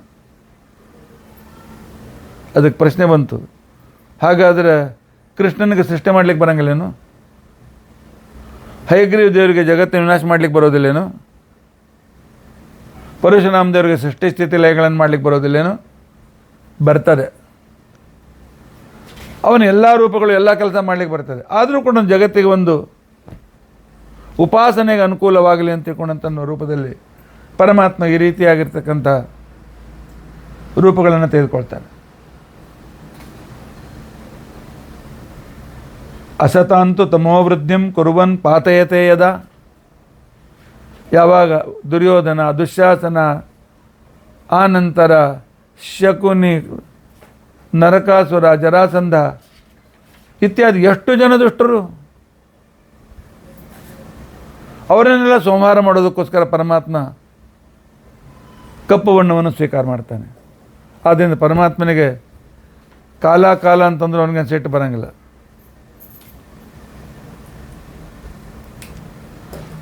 ವೆಂಕಟೇಶ್ ಮಹಾತ್ಮೆಯಲ್ಲಿ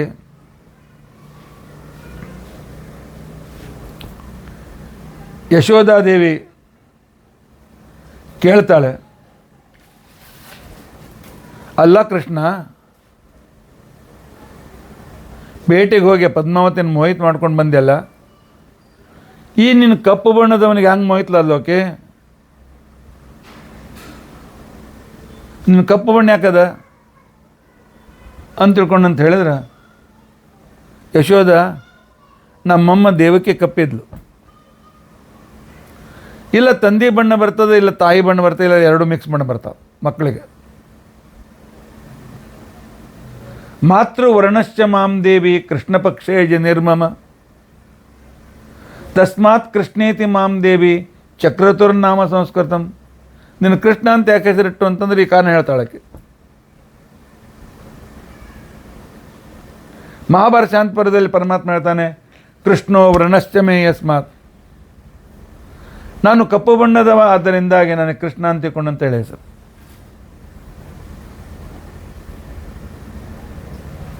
ಇನ್ನೊಂದು ಕಡೆಯಲ್ಲಿ ಬರ್ತದೆ ಭಾಗವತಲ್ಲಿ, ಏತೆ ಸ್ವಾಂಶಕಲಾ ಪ್ರೋಕ್ತಾ ಕೃಷ್ಣಸ್ತು ಭಗವಾನ್ ಸ್ವಯಂ.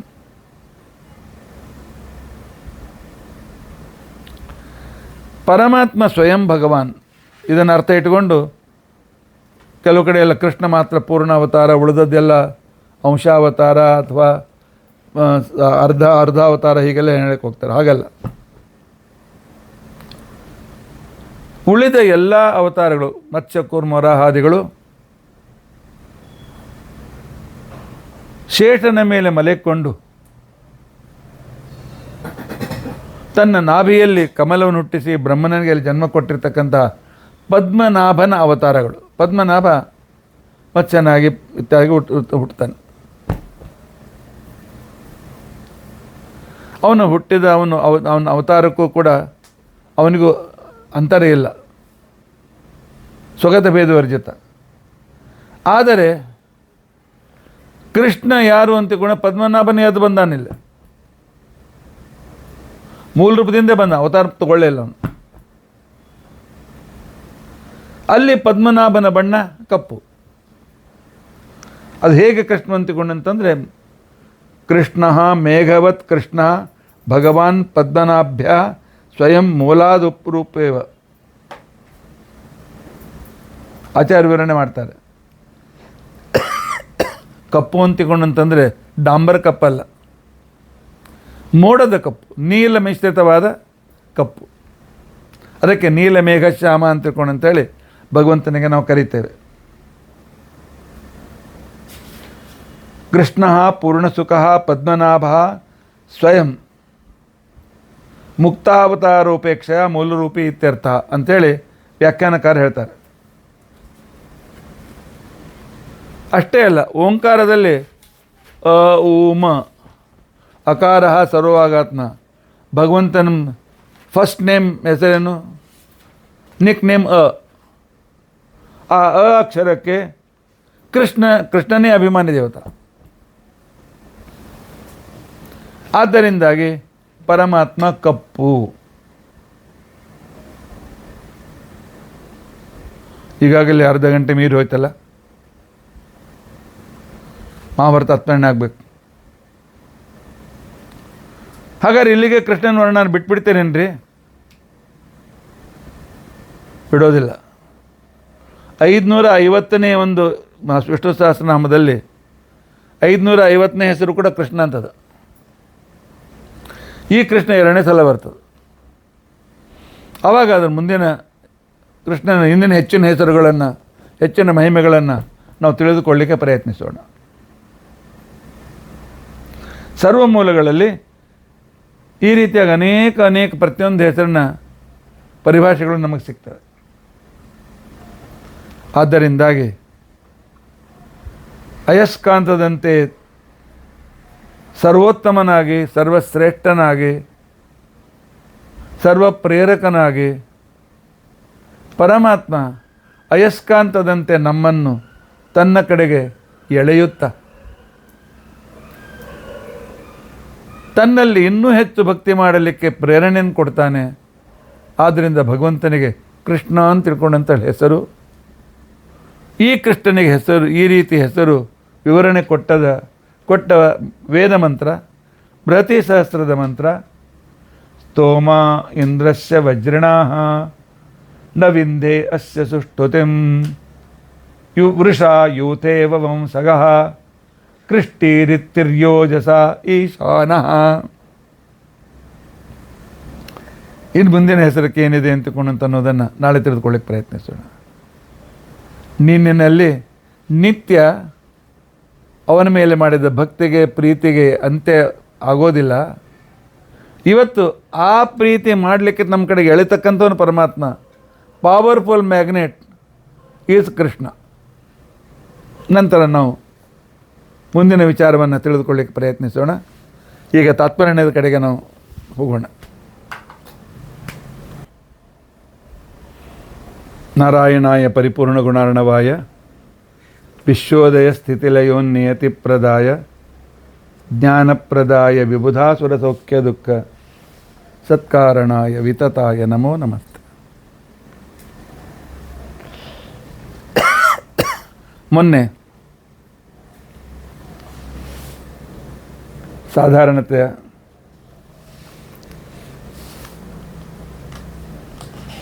ವರೆಗೆ ಪರಮಾತ್ಮ ತನ್ನ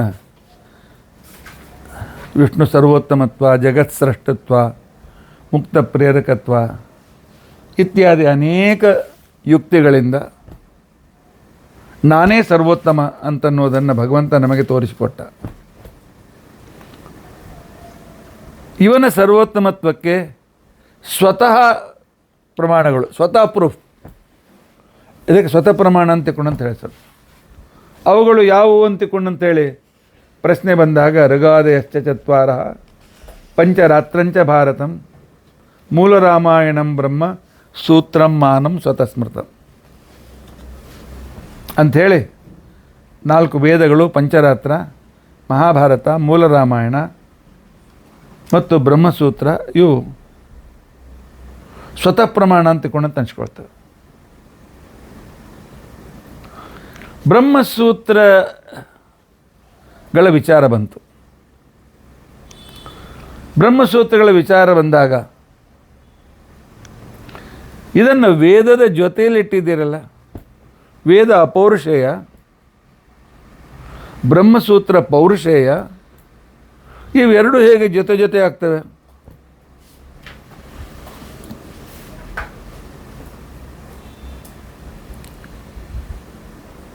ಆದರೆ ಆಚಾರ್ಯರ ಅಭಿಪ್ರಾಯ ಈ ರೀತಿಯಾಗಿದೆ. ಬ್ರಹ್ಮಸೂತ್ರಗಳು ವೇದಗಳ ಸಮಾನ ಅಷ್ಟೇ ಅಲ್ಲ, ನಮಗೆ ಸಾಧಕರಿಗೆ ಅದು ವೇದಕ್ಕಿಂತಲೂ ಶ್ರೇಷ್ಠ. ಸಮಾನ ಅಲ್ಲ, ಶ್ರೇಷ್ಠ.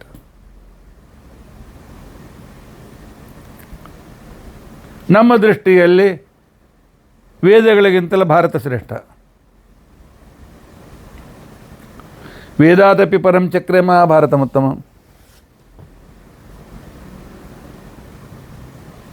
ಆಚಾರ್ಯ ಮ್ಯಾಲಿನ ಮೇಲೆ ನಮ್ಮ ದೃಷ್ಟಿ ಅಂತಂತೀರಲ್ಲ, ಏನರ್ಥ? ವೇದದ ಮಂತ್ರ ನೋಡಿದ ಕ್ಷಣಕ್ಕೇನೆ ಅಲ್ಲಿಯ ಪ್ರತಿಯೊಂದು ಶಬ್ದಗಳು ಇವು ಭಗವಂತನನ್ನೇ ಹೇಳುತ್ತವೆ ಅಂತಿಕೊಂಡಂತನ್ನುವ ಅರ್ಥ ಮಾಡಿಕೊಳ್ಳುವ ಲಕ್ಷ್ಮೀ ಬ್ರಹ್ಮಾದಿ ದೇವತೆಗಳಿಗೆ ವೇದ ಶ್ರೇಷ್ಠ.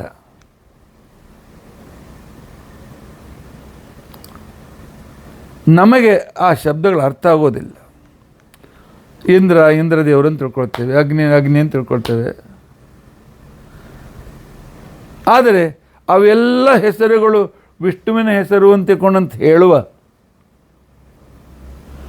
ಬ್ರಹ್ಮಸೂತ್ರ ನಮಗೆ ಅತ್ಯಂತ ಪ್ರಮಾಣ, ಫಸ್ಟ್ ನಂಬರ್ ಪ್ರಮಾಣ ಗ್ರಂಥ ಅದು. ಯಾಕೆ ನಮಗೆ ವೇದದ ಅರ್ಥವನ್ನು ಮಾಡಿಕೊಡ್ತದೆ ಈ ಬ್ರಹ್ಮಸೂತ್ರಗಳು. ಇಲ್ಲದೆ ಇದ್ದರೆ ವೇದ ಅಪಾರ್ಥ ಮಾಡ್ಕೊಳ್ತಾ ಇದ್ದೀವಿ ನಾವು. ಸೆಲ್ಫ್ ಸ್ಟಡಿ ಮಾಡುವ ವ್ಯಕ್ತಿಗೆ ಟೆಕ್ಸ್ಟ್ ಇಂಪಾರ್ಟೆಂಟು, ಗೈಡ್ ಇಂಪಾರ್ಟೆಂಟು? ಅವ್ರು ಕೇಳಿದ್ರೆ ಗೈಡ್ ಇಂಪಾರ್ಟೆಂಟ್ ಅಂತ. ಎಲ್ಲ ಪರೀಕ್ಷೆಯಲ್ಲಿಯೂ ಪ್ರತಿಯೊಂದಕ್ಕೂ ಟೆಕ್ಸ್ಟಿನ ಮೇಲೊಂದು ಗೈಡ್ ಅಂತ ಇರ್ತದೆ, ಅಥವಾ ಇಂಪಾರ್ಟೆಂಟ್ ನೋಟ್ಸ್ ಅಂತ ತಿಳ್ಕೊಂಡಂತಿರ್ತದೆ.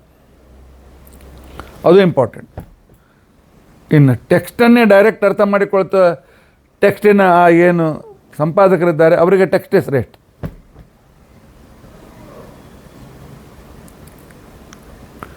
ಅದಕ್ಕೋಸ್ಕರ ಅಥರ್ವಣೋಪನಿಷತ್ತಿನ ಸಂದರ್ಭ ಬಂದಾಗ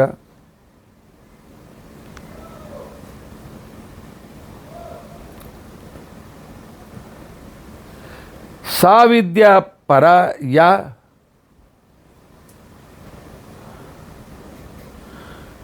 ಮುಕ್ತಿದಾಯಕ, ಮೋಕ್ಷದಾಯಕವಾಗಿರ್ತಕ್ಕಂತಹ ಪರವಿದ್ಯೆಯ ಗ್ರಂಥ ಯಾವುದು ಅಂತ ತಿಳ್ಕೊಂಡಂತಂದಾಗ ಆಚಾರ್ಯರು ನಿರ್ಣಯ ಮಾಡ್ತಾರೆ,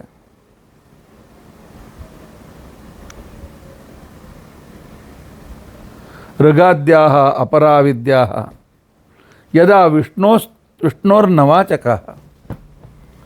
ನಮ್ಮ ಬುದ್ಧಿ ಮಾಂದ್ಯದಿಂದ ಯಾವಾಗ ವೇದದ ಶಬ್ದಗಳು, ವೇದದ ಮಂತ್ರಗಳು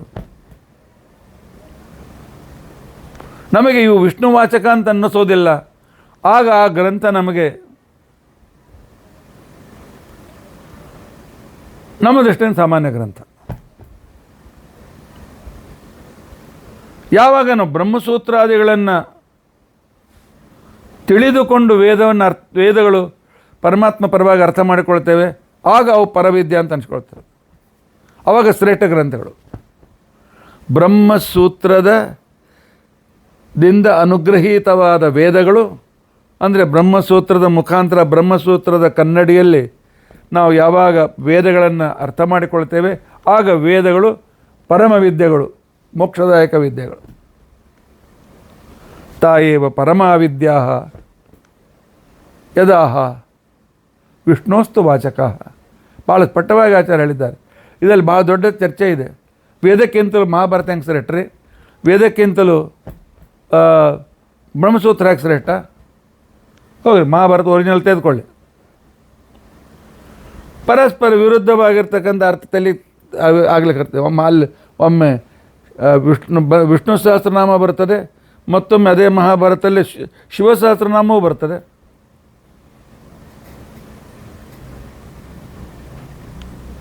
ಎಲ್ಲಿಯವರೆಗೂ ಮಹಾಭಾರತ ಆತ್ಮನನ್ನೇ ಇಟ್ಟುಕೊಂಡು ಮಹಾಭಾರತದಲ್ಲಿ ಬಂದಿರತಕ್ಕಂಥ ಪದಗಳಿಗೆ ಅರ್ಥ ಮಾಡಬೇಕು ಅಂತಿಕೊಂಡಂತ ಅನ್ನೋದನ್ನು ನಾವು ತಿಳಿದುಕೊಳ್ಳೋದಿಲ್ಲ, ಅಲ್ಲಿವರೆಗೂ ಮಹಾಭಾರತ ನಮಗೆ ಕನ್ಫ್ಯೂಸ್ ಮಾಡ್ತಕ್ಕಂಥ ಗ್ರಂಥ. ಆತ್ಮನನ್ನೇ ಶ್ರೇಷ್ಠ. ಮಹಾಭಾರತದಲ್ಲಿ ಬಂದ ನಿರ್ಣಯ ನೋಡಿದಾಗ ವೇದಗಳಲ್ಲಿ ಆ ರಹಸ್ಯ ಗೊತ್ತಾಗ್ತದೆ. ಉಪನಿಷತ್ನಲ್ಲಿ ಹೇಳ್ತಾರೆ ಏನು ಅಂತಿಕೊಂಡಂತಂದರೆ, ವೇದ ವಿದ್ಯೆಗೆ ಪರಮಾತ್ಮನ ಪಂಚರೂಪಗಳು ಸಂರಕ್ಷಕಗಳು ಅಂತಿಕೊಂಡಂತ ಹೇಳಿ, ಅದನ್ನೇ ಮಹಾಭಾರತ ನಮಗೆ ತಿಳಿಸಿ ಹೇಳ್ತದೆ. ಪಂಚರೂಪ ಹೇಗೆ ಸಂರಕ್ಷಕ ಅಂತಿಕೊಂಡಂತಂದರೆ, ವಿದ್ಯೆ ನಮ್ಮಲ್ಲಿ ಸುರಕ್ಷಿತವಾಗಿರಬೇಕಾಗಿದ್ದರೆ ನಮ್ಮಲ್ಲಿ ಧರ್ಮಾಚರಣೆ ಬೇಕು, ಭಕ್ತಿ ಮೊದಲಾದ 10 ಗುಣಗಳು ಬೇಕು. ಆ ನಂತರ ಯಾವಾಗಲೂ ಶ್ರವಣ ಮನನ ನಿಧಿಧ್ಯಾಸನ ಸತತ ಅಧ್ಯಯನ ಬೇಕು. ಅದರ ಜೊತೆಗೆ ವಿನಯ ಬೇಕು, ಸಚ್ಚರಿತ್ರ ಬೇಕು. ಆಗ ಒಂದು ವಿದ್ಯೆ ನಮ್ಮಲ್ಲಿ ಉಳಿತದೆ. ದ್ರೌಪದಿಯ ರಕ್ಷಣೆ ಆಗಬೇಕಾಗಿದ್ದರೆ ಧರ್ಮ, ಭೀಮ, ಅರ್ಜುನ, ನಕುಲ, ಸಹದೇವರು ಬೇಕು. ವಿದ್ಯೆಯ ಪ್ರತಿನಿಧಿ ದ್ರೌಪದಿ, ಧರ್ಮದ ಪ್ರತಿನಿಧಿ ಧರ್ಮರಾಜ, ಆ ನಂತರ ಭಕ್ತಿ ಮೊದಲಾದ 10 ಗುಣಗಳ ಪ್ರತಿನಿಧಿ ಭೀಮ, ಶ್ರವಣ ಮನನ ನಿಧಿಧ್ಯಾಸನಗಳ ಪ್ರತಿನಿಧಿ ಅರ್ಜುನ, ಶುದ್ಧವಾದ ಆಚರಣೆಯ ಪ್ರತಿನಿಧಿ ನಕುಲ, ವಿನಯದ ಪ್ರತಿನಿಧಿ ಸಹದೇವ. ಇದನ್ನು ಬ್ರಹ್ಮಸೂತ್ರದಿಂದ ನಮ್ಮ ತಾತ್ಪರ್ಯದಲ್ಲಿ ನಮಗೆ ಆಚಾರ್ಯರು ತಿಳಿಸಿಕೊಡ್ತಾರೆ. ಏವಂ ಅಧ್ಯಾತ್ಮನಿಷ್ಠಮ್ಮಿ ಅಂತಕೊಂಡು. ಆಗ ನಮಗೆ ಮಹಾಭಾರತದ ದ್ರೌಪದಿ 5 ಗಂಡಂದ್ರೆ ಯಾಕೆ ಅಂತ ಅರ್ಥ ಆಗ್ತದೆ. ಇಲ್ಲದೇ ಇದ್ದರೆ ಏನು 5 ಗಂಡಂದ್ರೆ ಯಾಕೆ? ಒಬ್ಬೇ ಗಂಡನೇ ತಲೆ ತಿನ್ನೋ 5 ಮಂದಿ ಎಷ್ಟು ಮಂದಿ ತಲೆ ತಿಂತಿರ್ಬೇಕಾಗೆ? ಈ ರೀತಿಯಾಗೆಲ್ಲ ವಿಚಾರ ಮಾಡ್ತೀವಿ ನಾವು. ಅದಕ್ಕೋಸ್ಕರ ನಮಗೆ ತತ್ವವನ್ನು ಡೈರೆಕ್ಟಾಗಿ ಸುಲಭವಾಗಿ ತಿಳಿಸುವ ಗ್ರಂಥಗಳು ದಲ್ಲಿ ಬ್ರಹ್ಮಸೂತ್ರ ಮೊದಲೇ ಪ್ರಮುಖವಾದಂಥ ಗ್ರಂಥ. ವೇದಗಳ ಅರ್ಥ ನಿರ್ಣಯ ಮಾಡುವ, ಅದಕ್ಕೋಸ್ಕರವೇ ಆಚಾರ್ಯರು ಹೇಳ್ತಾರೆ 42ನೇ ಶ್ಲೋಕದಲ್ಲಿ, ನಿರ್ಣಯಾಯ ಇವ ಯತ್ ಪ್ರೋಕ್ತಂ ಬ್ರಹ್ಮಸೂತ್ರಂತು ವಿಷ್ಣುನ ವ್ಯಾಸರೂಪೇಣ ತದ್ಗ್ರಾಹ್ಯಂ ತತ್ರೋಕ್ತಾ ಸರ್ವನಿರ್ಣಯ. ಪರಮಾತ್ಮ ವೇದಗಳ ಶಬ್ದಗಳ ಅರ್ಥವನ್ನು ನಿರ್ಣಯ ಮಾಡೋದಕ್ಕೋಸ್ಕರವೇ ವ್ಯಾಸರೂಪದಿಂದ ಬ್ರಹ್ಮಸೂತ್ರವನ್ನು ಬರೆದಿದ್ದಾನೆ. ಆದ್ದರಿಂದಾಗಿ ಬ್ರಹ್ಮಸೂತ್ರದಲ್ಲಿ ಹೇಳಿದ decision it is last decision. ಆ ರೀತಿಯಾಗಿ ವೇದವನ್ನು ಅರ್ಥ ಮಾಡಿಕೊಳ್ಬೇಕು.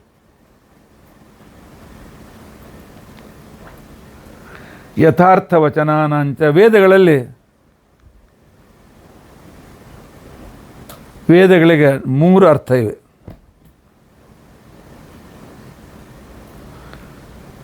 ಒಂದು ಗುಹ್ಯ ಅರ್ಥ ಇದೆ, ಇನ್ನೊಂದು ದರ್ಶನೀಯ ಅರ್ಥ ಇದೆ,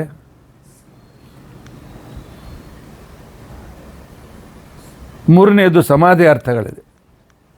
3 ಥರದ ಭಾಷೆಗಳು ನಮಗೆ ಅರ್ಥವಾಗುವುದಿಲ್ಲ. ವೇದದಲ್ಲಿ ಏನೇ ಹೆಚ್ಚು ಏನೋ ಮಾಡ್ತೇವೆ. ವೇದದಲ್ಲಿ ವರ್ಣನೆ ಬರ್ತದೆ. ಇಂದ್ರನಿಗೆ ಸೋಮ ಅಂತಕೊಂಡಂತಂದರೆ ಬಹಳ ಪ್ರಿಯ.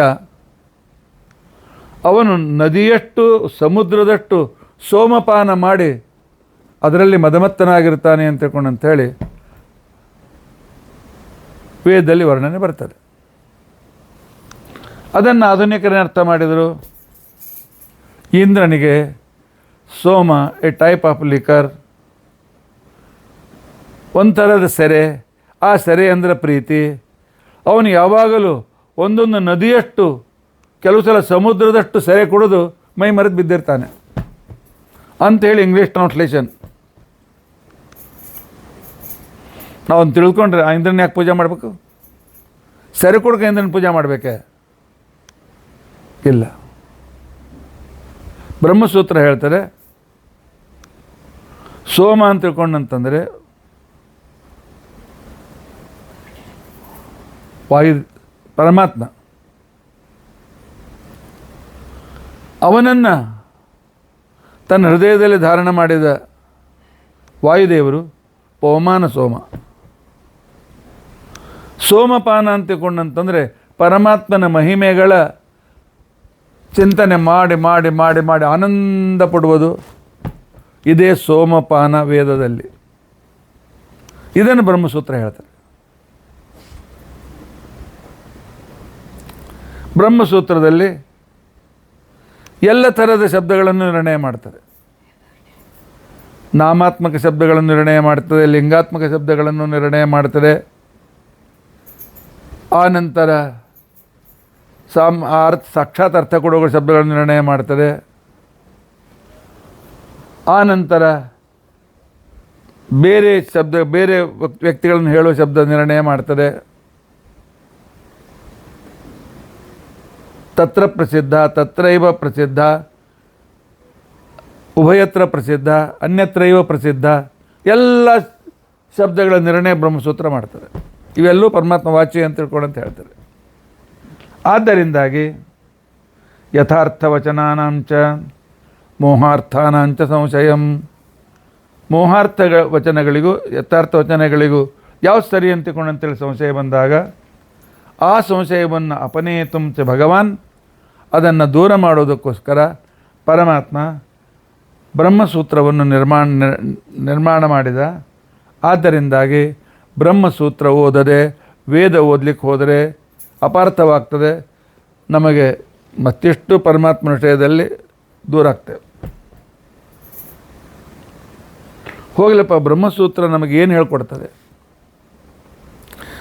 ಬ್ರಹ್ಮಸೂತ್ರದ ಒಂದು ಅಬ್ರಿಜ್, ಅತ್ಯಂತ ಸಂಕ್ಷಿಪ್ತವಾದ ಸಾರ ಏನು? ಶ್ರೀಮದಾಚಾರ್ಯ ಉಪಕಾರ ನಮ್ಮ ಮೇಲೆ ಎಷ್ಟಿದೆ ನೋಡಿ. ಸರ್ವದೋಷವಿಹೀನತ್ವಂ, ಪರಮಾತ್ಮ ಸಕಲ ದೋಷಗಳಿಂದ ರಹಿತನಾಗಿದ್ದಾನೆ. ಪರಮಾತ್ಮ ಸರ್ವಗುಣೈಸ್ತರ್ವೇ ರುದೀರ್ಣತಾ, ಎಲ್ಲ ಗುಣಗಳಿಂದಲೂ ಪರಿಪೂರ್ಣನಾಗಿದ್ದಾನೆ.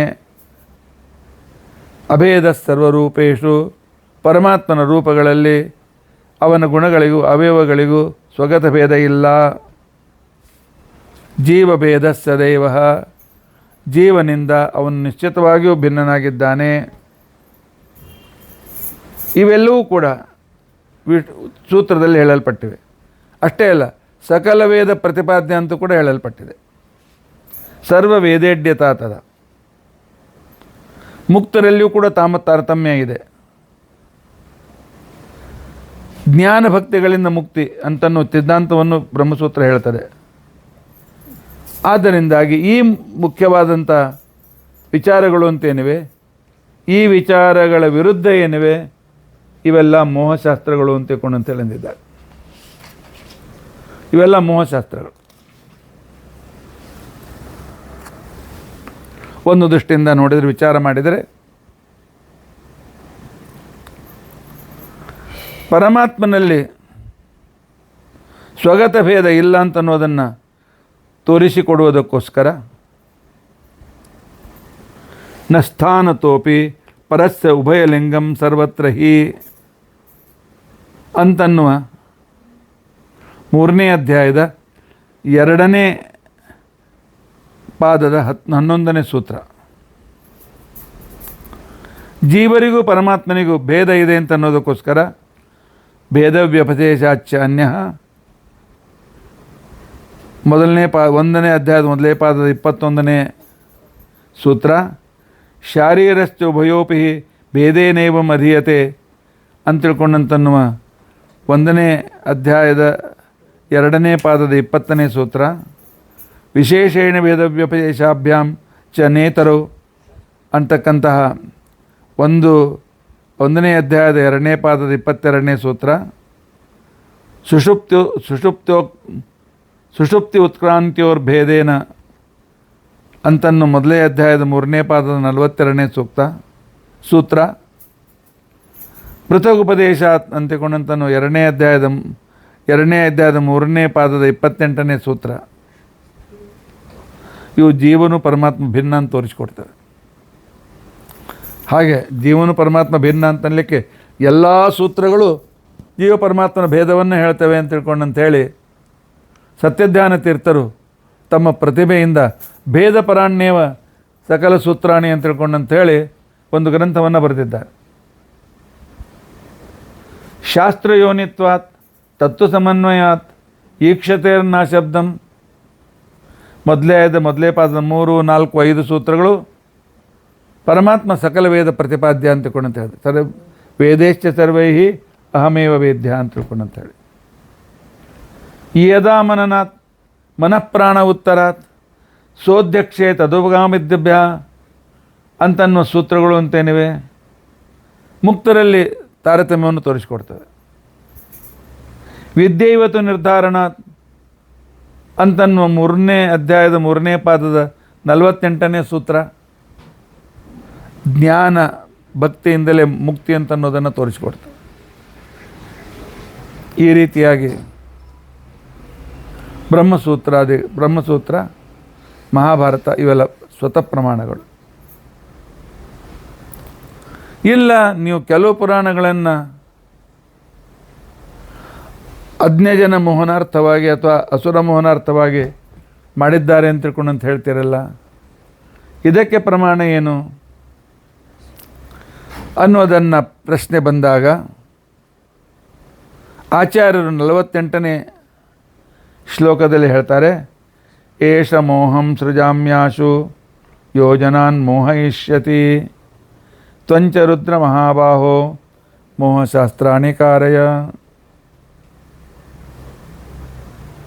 ಯಹ ಜನಾನ್ ಮೋಹಯಿಷ್ಯತಿ, ಜನರು ಮೋಹಿತರಾಗಿ ತಪ್ಪು ಅರ್ಥ ತಿಳಿದುಕೊಳ್ಳುವಂತೆ, ಪರಮಾತ್ಮನ ವಿರುದ್ಧವಾದ ಅರ್ಥವನ್ನು ತಿಳಿದುಕೊಳ್ಳುವಂತೆ, ಜಗತ್ತಿನ ಜನರಿಗೆ ಮೋಹವನ್ನು ಉಂಟು ಮಾಡುವ ಮೋಹಶಾಸ್ತ್ರಗಳನ್ನು ಬರೆಯಪ್ಪ ಅಂತ ತಿಳ್ಕೊಂಡಂತೇಳಿ ಪರಮಾತ್ಮ ತನ್ನ ಮೊಮ್ಮಗನಾದ ರುದ್ರದೇವರಿಗೆ ಹೇಳಿದ್ದಾನೆ. ಅದಕ್ಕೆ ಶಿವಪುರಾಣಾದಿಗಳಲ್ಲಿ ನಾವೇ ಶಂಕರನೇ ಶ್ರೇಷ್ಠ, ಪರಮಾತ್ಮ ವಿಷ್ಣು ಅಲ್ಲ ಅಂತ ಇತ್ಯಾದಿ ವಿವರಣೆಗಳು ಬಂದಿವೆ. ಮತ್ತೇನು ಹೇಳಿದ ಪರಮಾತ್ಮ ಬ್ರಹ್ಮಾಂಡ ಪುರಾಣದಲ್ಲಿ? ಅತಥ್ಯಾನಿ ವಿತಥ್ಯಾನಿ, ತಪ್ಪಾದ ಅರ್ಥಗಳನ್ನು, ವಿರುದ್ಧವಾದ ಅರ್ಥಗಳನ್ನು ಬರುವಂತೆ ವಿವರಣೆಯನ್ನು ಮಾಡು. ಪ್ರಕಾಶಂ ಕುರುಚಾತ್ಮಾನಂ, ನೀನು ಸರ್ವೋತ್ತಮ ಅಂತ ಹೇಳ್ಕೊ. ಅಪ್ರಕಾಶಂಚ ಮಾಂ ಕುರು, ನನ್ನ ಹೆಸರು ಹೇಳಲಿಕ್ಕೆ ಹೋಗಬೇಡ.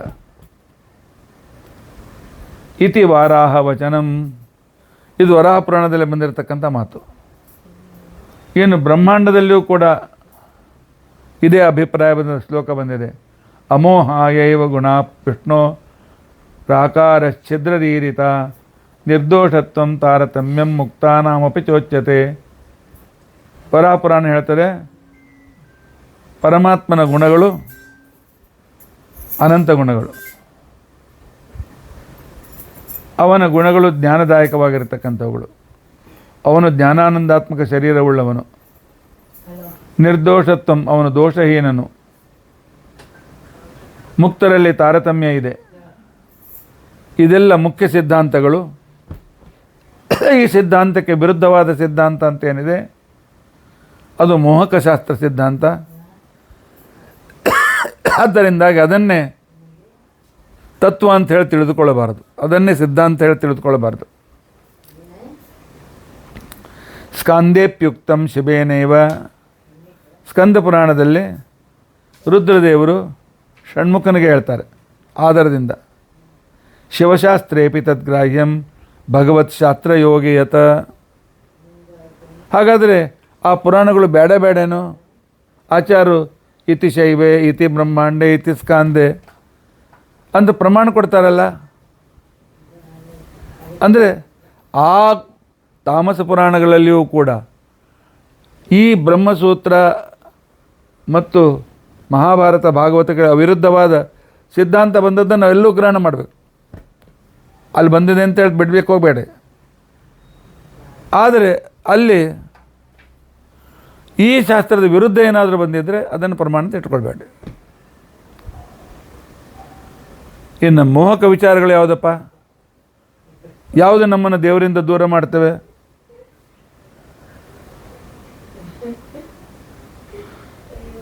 ಪರಮೋ ವಿಷ್ಣುರೇವೈಕಃ, ಪರಮಾತ್ಮ ಸರ್ವೋತ್ತಮ, ಅವನ ಜ್ಞಾನವೇ ಮೋಕ್ಷ ಸಾಧನ. ಇದು ಶಾಸ್ತ್ರದ ನಿರ್ಣಯ. ಇದಕ್ಕೆ ವಿರುದ್ಧವಾಗಿ ಶಿವ ಸರ್ವೋತ್ತಮ, ಅವನ ಜ್ಞಾನವೇ ಮೋಕ್ಷಕಾರಕ ಇತ್ಯಾದಿ ಬಂದರೆ ಅದೆಲ್ಲ ಮೋಹಕ. ಇನ್ನು ಹೇಳ್ತಾರೆ ಏನು ಅಂತಿಕೊಂಡಂತಂದರೆ ಜ್ಞಾನ ಮುಕ್ತಿಗೆ ಜ್ಞಾನ ಬೇಕಾಗಿಲ್ಲ. ಜ್ಞಾನಂ ವಿನಾತು ಯಾ ಮುಕ್ತಿ. ಬ್ರಹ್ಮ ವಿಷ್ಣು ಮಹೇಶ್ವರು ಸಮಾನರು. ತೀರ್ಥ ಸ್ನಾನ ಮಾಡಿದರೆ ಸಾಕು, ಮೋಕ್ಷ ಸಿಗ್ತದೆ. ಆ ನಂತರ ಶಿವ ಸರ್ವೋತ್ತಮ, ಶಿವತತ್ವ ಶ್ರೇಷ್ಠ. ಮುಕ್ತಿಯಲ್ಲಿ ನಾವೆಲ್ಲರೂ ಒಂದೇ ಆಗ್ತೇವೆ ಇತ್ಯಾದಿ ವಿಚಾರಗಳು ಅಂತೇನಿವೆ, ಇವೆಲ್ಲ ತಪ್ಪು ದಾರಿಗೆ ಬಯ್ಯುವ ಮೋಹಕ ವಚನಗಳು. ಇದನ್ನು ನಾವು ತಪ್ಪದೇ ಅರ್ಥ ಮಾಡಿಕೊಳ್ಬೇಕು. ಪದ್ಮಪುರಾಣದಲ್ಲಿಯೂ ಕೂಡ ಈ ಮಾತು ಉಲ್ಲೇಖ ಬಂದಿದೆ. ಆಚಾರ್ಯ ಎಷ್ಟು ಪ್ರಮಾಣ ಕೊಡ್ತಾರೆ ನೋಡಿ. ಉಕ್ತಂ ಪದ್ಮಪುರಾಣ ಚೈವ ಶೈವೇ ಏವ ಶಿವೇನತು. ಪದ್ಮಪುರಾಣದಲ್ಲಿ ಈ ರೀತಿ ಬಂದಿದೆ. ಶಿವ ತನ್ನ ಹೆಂಡತಿಗೆ ಪಾರ್ವತಿಯನ್ನು ಕುರಿತು ಹೇಳ್ತಾನೆ, ನೋಡು ದೇವರು ನನಗೆ ಈ ರೀತಿ ಹೇಳ್ಯಾನೆ ಜಗತ್ತಿಗೆ ಮೋಹ ಉಂಟಾಗೋದಕ್ಕೋಸ್ಕರ. ತ್ವಾಮಾರಧ್ಯೇಥಾ ಶಂಭೋ ಗ್ರಹಿಷ್ಯಾಮಿ ವರಂ ಸದಾ. ಎಲೆ ರುದ್ರದೇವರೇ, ನಿಮ್ಮನ್ನು ಆರಾಧನೆ ಮಾಡಿ ನಾನು ನಿಮ್ಮಿಂದ ವರವನ್ನು ತೆಗೆದುಕೊಳ್ತೇನೆ. ದ್ವಾಪರಾದೋ ಯುಗೇ ಭೂತ್ವ. ದ್ವಾಪರ ಯುಗದಲ್ಲಿ ಕೃಷ್ಣನಾಗಿ ಸಂತಾನಕ್ಕೋಸ್ಕರ ರುದ್ರದೇವರನ್ನ ಆರಾಧನೆ ಮಾಡ್ತಾನೆ. ಕಲಿಯುಗದಲ್ಲಿ ಮನುಷ್ಯರಲ್ಲಿದ್ದು ನೀನೇ ಎಲ್ಲ ಸರ್ವೋತ್ತಮ ಅಂತ ಹೇಳಿ ಉಪಾಸನೆ ಮಾಡುತ್ತೇನೆ. ನೀನು ಅಂಥ ಗ್ರಂಥವನ್ನು ಬರೆದು ಅಯೋಗ್ಯರು, ಮುಕ್ತಿಯ ದಂದಂತಮೋತ್ಸವ ಯೋಗ್ಯರು ಅಂತೇನಿದ್ದಾರೆ ಅವರು ಪರಮಾತ್ಮನ ವಿರುದ್ಧ, ಪರಮಾತ್ಮನ ದ್ವೇಷಗಳು ಅಂತ ಮಾಡು. ನೀನೇ ಸರ್ವಶ್ರೇಷ್ಠ ಅಂತ ತಿಳ್ಕೊಂಡು ಅಂತ ಹೇಳು. ಇದರಿಂದ ಅಂಧಂತಮಸ್ಸಿಗೆ ಹೋಗ್ತಕ್ಕಂಥ ದೈತ್ಯರಲ್ಲೂ ಅಂಧಂತಮೋ ರೀತಿಗೆ ಮಾಡಿ ಸಾಧನೆ ಮಾಡಿಕೊಳ್ಳಿಕ್ಕೆ ಅನುಕೂಲವಾಗಲಿ ಇಂಥ ಗ್ರಂಥವನ್ನು ವಿಚಾರವನ್ನು ತಿಳಿಸ್ಬೇಕು. ನಚ ವೈಷ್ಣವಶಾಸ್ತ್ರಸ್ಯ ವೇದೇಶ್ವಪಿ ಹರೇ ಪರಃ ಕ್ವಚಿದುಕ್ತೋನ್ಯ ಶಾಸ್ತ್ರೇಷ್ಟು ಪರಮೋ ವಿಷ್ಣುರೇರಿತ. ವೈಷ್ಣವ ಪುರಾಣಗಳಲ್ಲಿ, ವೇದಗಳಲ್ಲಿ ಪರಮಾತ್ಮನ ಸರ್ವೋತ್ತಮತ್ವ ಹೇಳಿದೆ. ಹಾಗೆ ಉಳಿದೆಲ್ಲ ವ್ಯರ್ಥ ಏನೂ ಇಲ್ಲ. ಅಲ್ಲಿಯೂ ವಿಷ್ಣು ಸರ್ವೋತ್ತಮ ಹೇಳಿದ್ದಾರೆ. ಉಳಿದ ಪುರಾಣಗಳಲ್ಲಿಯೂ ಕೂಡ ನಮಗೆ ವಿಷ್ಣು ಸರ್ವೋತ್ತಮತ್ವ ಸಿಗ್ತದೆ. ಇನ್ನು ವೇದ ಪರಮ ಪ್ರಮಾಣ ಅಂತ ಹೇಳಿದ್ರಲ್ಲ, ಗಳಲ್ಲಿ ದೋಷ ಇವೇ ಅಲ್ಲ, ವೇದ ನಿರ್ದೋಷ ಹೇಗೆ ಅಂತನೋ ಪ್ರಶ್ನೆ ಬಂದರೆ ಅದಕ್ಕೆ ಆಚಾರ್ಯರು ಉತ್ತರ ಕೊಡ್ತಾರೆ. ಆ ಉತ್ತರವನ್ನು ನಾವು ನಾಳಿನ ದಿವಸ ತಿಳಿದುಕೊಳ್ಳಿಕ್ಕೆ ಪ್ರಯತ್ನಿಸೋಣ.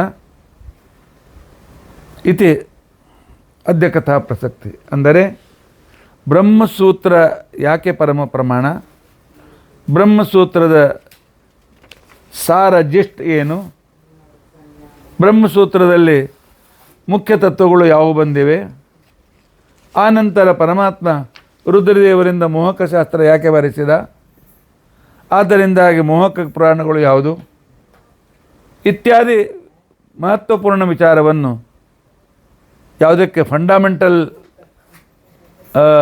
ಎಜುಕೇಷನ್ ಅಂತಂತಾರೆ, ಆ ಫಂಡಮೆಂಟಲ್ ತತ್ವಜ್ಞಾನದ ಫಂಡಮೆಂಟಲ್ ರೂಲ್ಗಳನ್ನು ಶ್ರೀಮದಾಚಾರ್ಯರು ಮಹಾಭಾರತಾತ್ಮಣ್ಯದಲ್ಲಿ ನಮಗೆ ತೋರಿಸಿಕೊಡ್ತಾ ಇದ್ದಾರೆ. ಇವತ್ತು